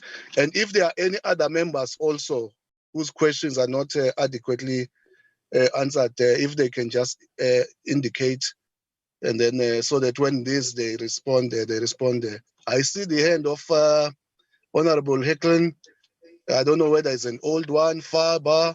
Mine is still on, Chairperson. I want to re-raise No, the they question, are. please. It's a new hand as well on Chair. Is an old one? No, it's a new one, Chair. So Okay. it's Honorable Faber. Okay, and then Mshweu is the one who's going to come first, and then Honorable Swartz. So Honorable Nkosi, when you take over, you can just note those hands and then allow them to ask the questions, and then the officials will respond. Honorable Mshweu. Okay, thank you, Chairperson. The first one was about the disposal of redundant state-owned properties that are 17 in number. We heard about disposing of these properties before. Actually, last year we did hear about that. Now my question is there any time frame? Because the more they speak about disposing of properties that are not being used, continual payments of rates and taxes will continue, which will be wastage expenditure. So I want to know if there is a time frame. When are they going to be disposed of? And then the second one is that the properties that are earmarked for maintenance, are they currently being utilized or are they empty? And obviously, if they are empty, they are going to continue to be dilapidated. Again, it will be another wastage. So I just want to know whether those buildings that are earmarked for maintenance, are they currently being utilized or not? Thank you, sir. Thank you, Honorable Heckling. Thank you so much, Chair. Following on from Honorable Meshwe, when you look at a parking lot, for example, that is a revenue generator. Why is it being disposed of? That's question number one. But following up, Ms. Bengu, my question has not been answered on who is being held accountable for malicious damage to property. You haven't answered that, other than saying that this chief state law advisor has been brought in to strengthen the indemnity forms. Well, that's great. You sign an indemnity form. So for the next person to not damage the property, I don't know that signing a piece of paper is going to make any difference to somebody putting cigarette stubs out on a table that costs 200,000 Rand. But even if you look at disposing the assets that you say you're going to dispose of to cover the costs of the repairs, you still have a shortfall, a massive shortfall of millions of rands. Where is the money coming from for that? Thank you, Chair. Thank you, Honorable Heckling. Honorable Faber and Honorable Nkosi, can you please take over now? Thank you, Chairperson. Yes, Chairperson. You know, public works are using asset management companies, so they actually obviously don't have the skills, as we know ourselves, on properties of the state, even in South Africa. Chairperson, I've still got a problem if we look at the valuation. We heard now that they look at municipal valuations, Chairperson, and where they could not find it, professionals. Chairperson, that should be clarified. I do believe that we should really look into it. We all know that Bonn is prime property. It is exclusive area people pay ridiculous prices for properties there. And Chairperson, to think of it that all our properties in Europe, we want to sell for 55 million rand. Chairperson, you can, for that one piece of land in Bonn, get double the price. So I've got a great concern, and I'm glad to hear that you are in the starting of this whole process. But I do agree with some of the previous speakers. We have to look into this, Chairperson. We cannot just go on this and have scandals coming to our way again. Thank you, Chair. Thank you, Honorable Swartz.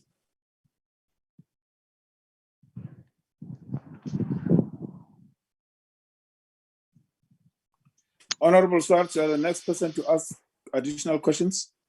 Are you there?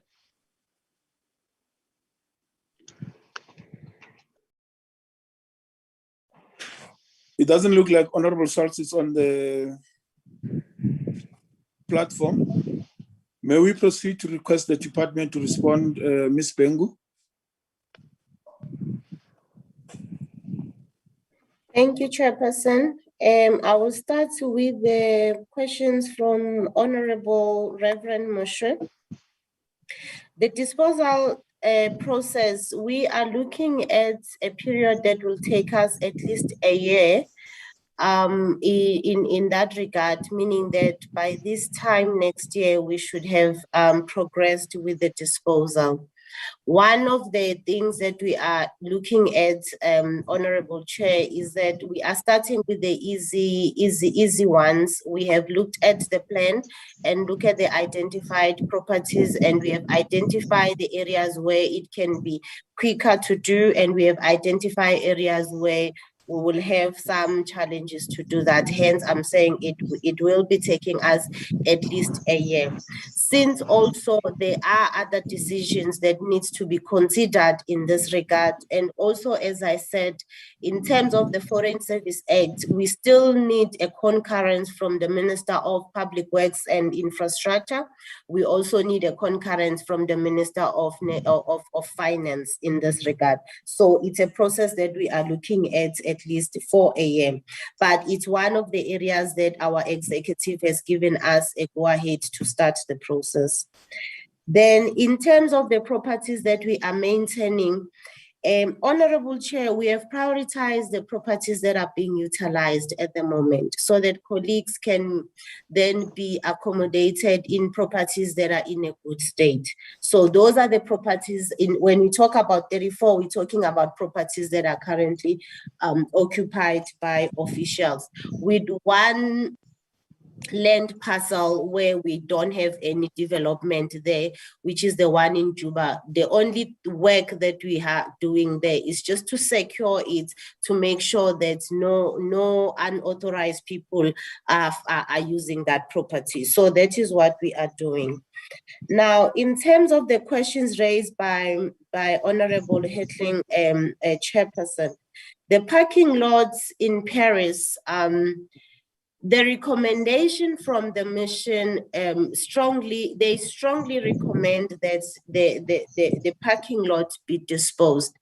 One of the reasons why they strongly recommend that is that they were looking at a situation internally that no one in the mission could utilize it because it's far away from offices as well as residential areas where we have accommodated our officials. So that was the main question. That was the main thing that was looked at. But based on this meeting that we had today, as I said, this process of disposal, we are at a very early stage where we are starting. All of these recommendations and proposals that we are getting from the honorable members are things that we will go back to the drawing board and look at them and consider them and see if the possibilities of doing those things as proposed by the honorable members. So I'm not saying we're not going to look at the processes. Now, in terms of who's going to be held accountable for the maliciously damaged properties, Honorable Chair, if you allow me, because I wouldn't have the information at the tip of my hands, this is the information that I will have to go and request from our labor relations, from our properties, the lease management section, where they deal with the deposits, who has not returned deposits, who has returned, which landlord has not returned deposits to us because of the malicious disposal. I will have to come back to you, Chairperson, if you allow me, in writing on that one. I will discuss with the acting DG, and then we can put it down in writing and then forward it to the committee if you allow. And then the issue of the maintenance, Honorable Chair, if I had the Honorable Member Hitling, is that all our maintenance budget is what we receive from National Treasury. And yes, it is not enough, but based on the work that we want to do going forward with DPWI and National Treasury, as I said, we are exploring a possibility of a self-financing mechanism. As and when we dispose, we then also utilize that money, utilize the revenue accrued from those disposals. So that will then assist to then beef up the maintenance or the capital budgets that we normally get from National Treasury. So that is the option that we are looking at this stage, to do the self-financing mechanism. I noted the comments from Honorable Fiber, Chairperson, in terms of going deeper into analysis of these properties that we want to dispose, specifically the issue of evaluation.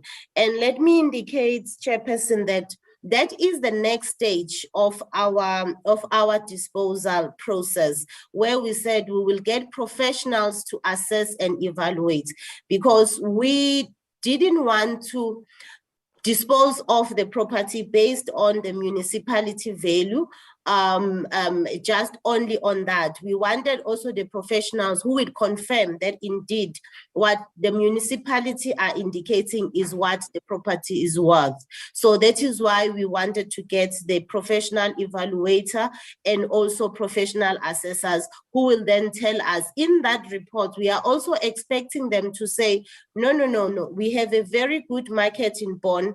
If you just do the bare minimum maintenance of this property, which will cost you this much, vis-a-vis you renting this property out to the person, whatever amount that you have utilized to maintain this property, you will recoup through the rentals that you will receive when you're renting it out. It's what we are expecting from these professionals that will be evaluating and assessing our property before we take that final submission to our executive and say, this is the report and this is where we are going. Thank you, Honorable Chair.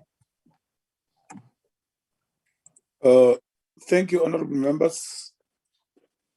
Thank you, honorable members. May I request, Honorable Faber, is your hand still up, or is this a new hand? Sorry, Chairperson, I'll take it down immediately. Okay, thanks. May I then request Mr. Dennison to add if there is anything, or anybody from Public Works and Infrastructure?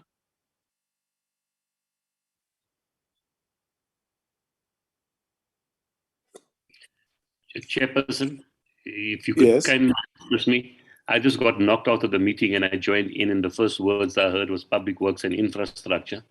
I'm not sure if I missed any questions. My apology. No, I'm asking if you have got anything to add, but if you have not heard anything. Yes, Chair. Chair, my apology. I lost the connection there, but yes, we do want to add. It is one more issue. Honorable Faber raised the concern regarding the condition of Acacia Park, and I've asked my colleague Zwandile Sazona to come into the meeting. He is responsible for that area of work. So if you could just give us 2 minutes, Chairperson, to talk about the maintenance strategy and the upkeep of Acacia Park, he could shed some light on it, Chair, with your permission. Thank you very much. Ms. Zwandile. Thank you very much, DG. Good afternoon, Chair, and good afternoon, honorable members. Thank you very much, Chair.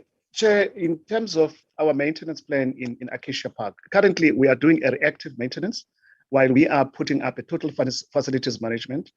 Members who stays in Acacia Park will know for the past 5 years, we had a contract with Brawl Facilities Management, which has come to an end in 2019 and has been extended to 2020. After the end of that contract, and also due to the COVID issues at that time, we had issues in terms of making sure that we had another contract in place.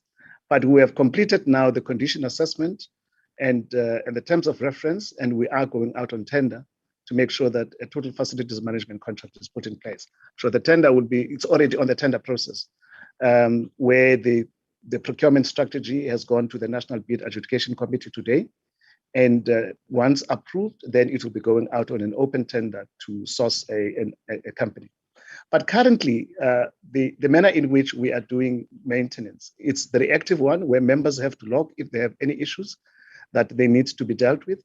But where we are struggling most, and which is kind of put a very glaring picture, is on the horticulture side of things, the gardening and just the total maintenance of our fields there.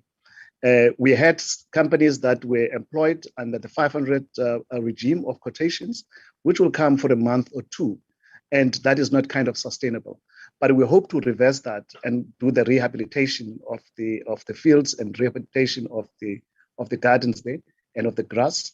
I'm notified, Chair, that after the rains that have happened in Cape Town, now there's been a little bit of green that is happening. We will be putting in a company that will now try to level the grass and making sure that it looks kind of beautiful. But I would agree, Chair, that when it comes to the landscaping, we are not doing good, and it gives a very glaring picture. But Chair, also allow me, DG, to mention that we are, in terms of the houses, embarking on 2 projects. The first project is already underway, which is the renovation or the maintenance of the units. 50 units have been completed already. We are now implementing the second phase of that project. We have sent letters to those members that will be affected, that has to be reallocated to temporary accommodation. Once we get access to that, we are going to, it's 25 of those residents, we are going to be maintaining those units. The second project, Chair, that we have registered, that we are close to going to on procurement now. We were just dealing with some legal issues around it, because our strategy to deal with this project is to make sure that we are not going a 2-phase, where we first appoint consultants and then comes to the building. But we want to appoint consultants who will do the design and build. It's the demolition of all the units that are under the ESCOM servitude and the prefab units, and also to build in those areas, to build new units. That project, Chair, as I said, we're just finalizing the legal issues around it, because that's not the type of contract that the department is quite used to. We have finalized that matter, so we will issue the PI, and within the next weeks or month, just a month, we should be going out on tender on that project. That is what, Chair, at the broader level, we want to do with Acacia Park. If Chair, I might share some light as well, as much as it's not part of the brief that I had to talk about the maintenance. Some few years, Honorable Faber would probably be aware as well, that some few years back, there was a master plan that was put in place where we wanted to amalgamate the 3 parliamentary villages into Acacia Park, where we will then be doing the rebuilding of all the buildings, building of new buildings, and also rebuilding of the buildings that are there. But that was put on shelf because of number of issues, money, and not consensus about the other approach. But then the approach that we are taking, because Acacia Park is the bigger park and where most people want to stay, we have taken the approach of the maintenance of those units, which is underway, that project, and the demolition and the building of new units. Thank you very much, Chair. Thank you. Thank you for that input, DPWIC. May I request Honorable Kivit, Deputy Minister, if there are comments to do so, followed by Honorable Buertes and Honorable Mashehu as we draw close to the end. Thank you, Honorable Chairperson. And once more, let me appreciate the spirit to which the honorable members have engaged with the issues at hand. But also make a request, Honorable Chairperson, that at times just being too political on or personal on issues of oversight waters down the good work that the honorable members are doing. There's a comment from Honorable Faber around the minister being ashamed of attending the portfolio committee. Yet at the beginning of the meeting, an apology, a written apology was sent to the meeting to say the minister is attending, as we all know, that it's a Wednesday today and cabinet sits on Wednesday. Now to draw unnecessary comments around not attending the meeting because of being ashamed waters down the good work that and the line of questioning that the honorable members are doing, and would really appeal to all of us to try and perform the kind of oversight that is, yes, rigorous, but we do that within what we have accepted as Parliament, the oversight model that we committed ourselves to, which emphasizes the point of us focusing on the issues at hand and not playing, if I use the terminology of sport, don't play the man, please play the ball.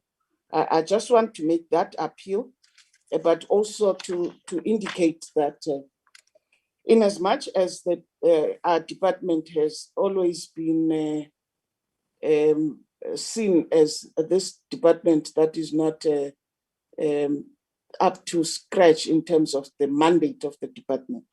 I must say that in the 6th term, the department has been hard at work to really focus on its mandate, and we will continue to work with DIRCO to ensure that even with our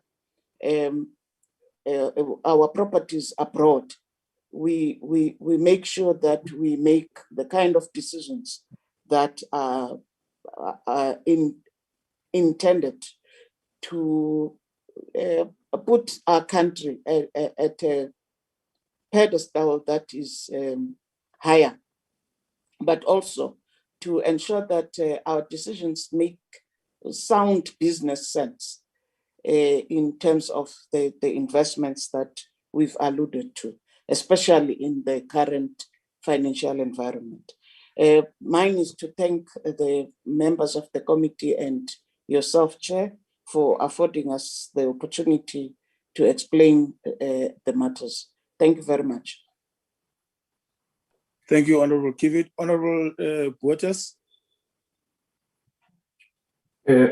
No, thank you very much, Chair. No, I actually don't have too much to say, Chair, but I think just from of course, from our side, is just to emphasize that we'll, of course, deepen collaboration between the two departments as we seek to better implement the new Foreign Services Act. And I think you have our commitment that will consult and follow all the due processes, Slalo, in relation to that matters. Thank you very much. Thank you. Honorable Mashehu, DM.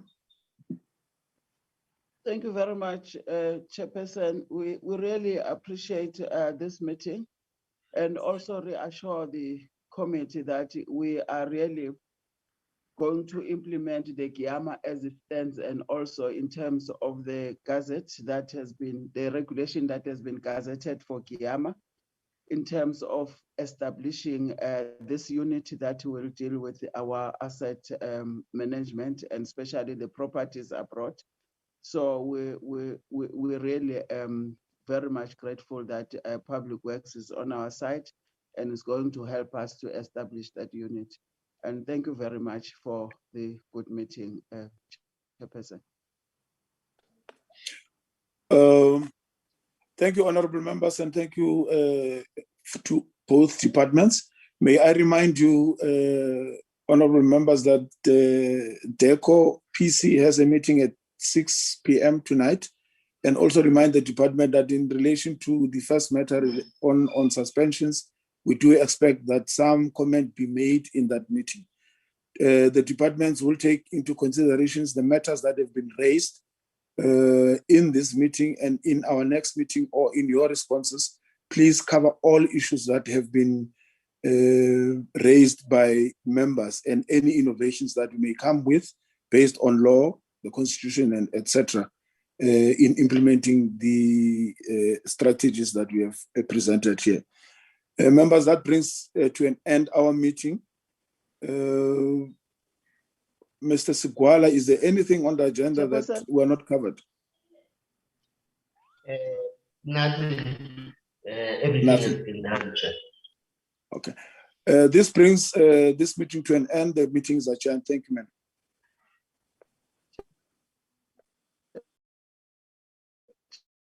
Chairperson. Thank you. To come to before you close the meeting. Sorry. Hello. Hello, is Deputy Minister Mashego Dlamini? Okay, thanks, Deputy DM. Go ahead. Yeah, Chairperson, I have just consulted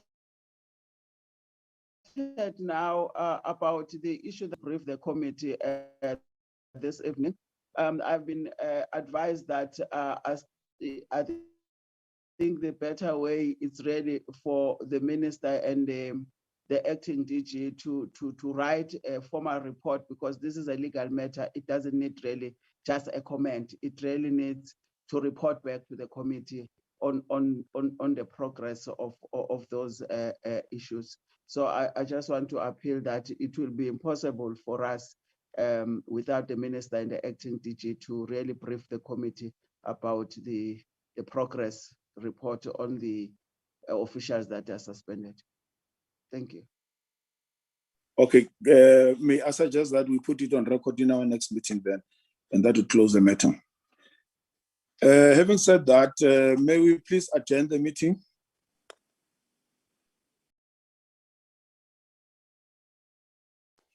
Thank you very much. Honourable members, the meeting is adjourned. Thank you very much, Chair. Thank you. Thank you, Chair. Thank you very much, Chairperson. Thank you. All right.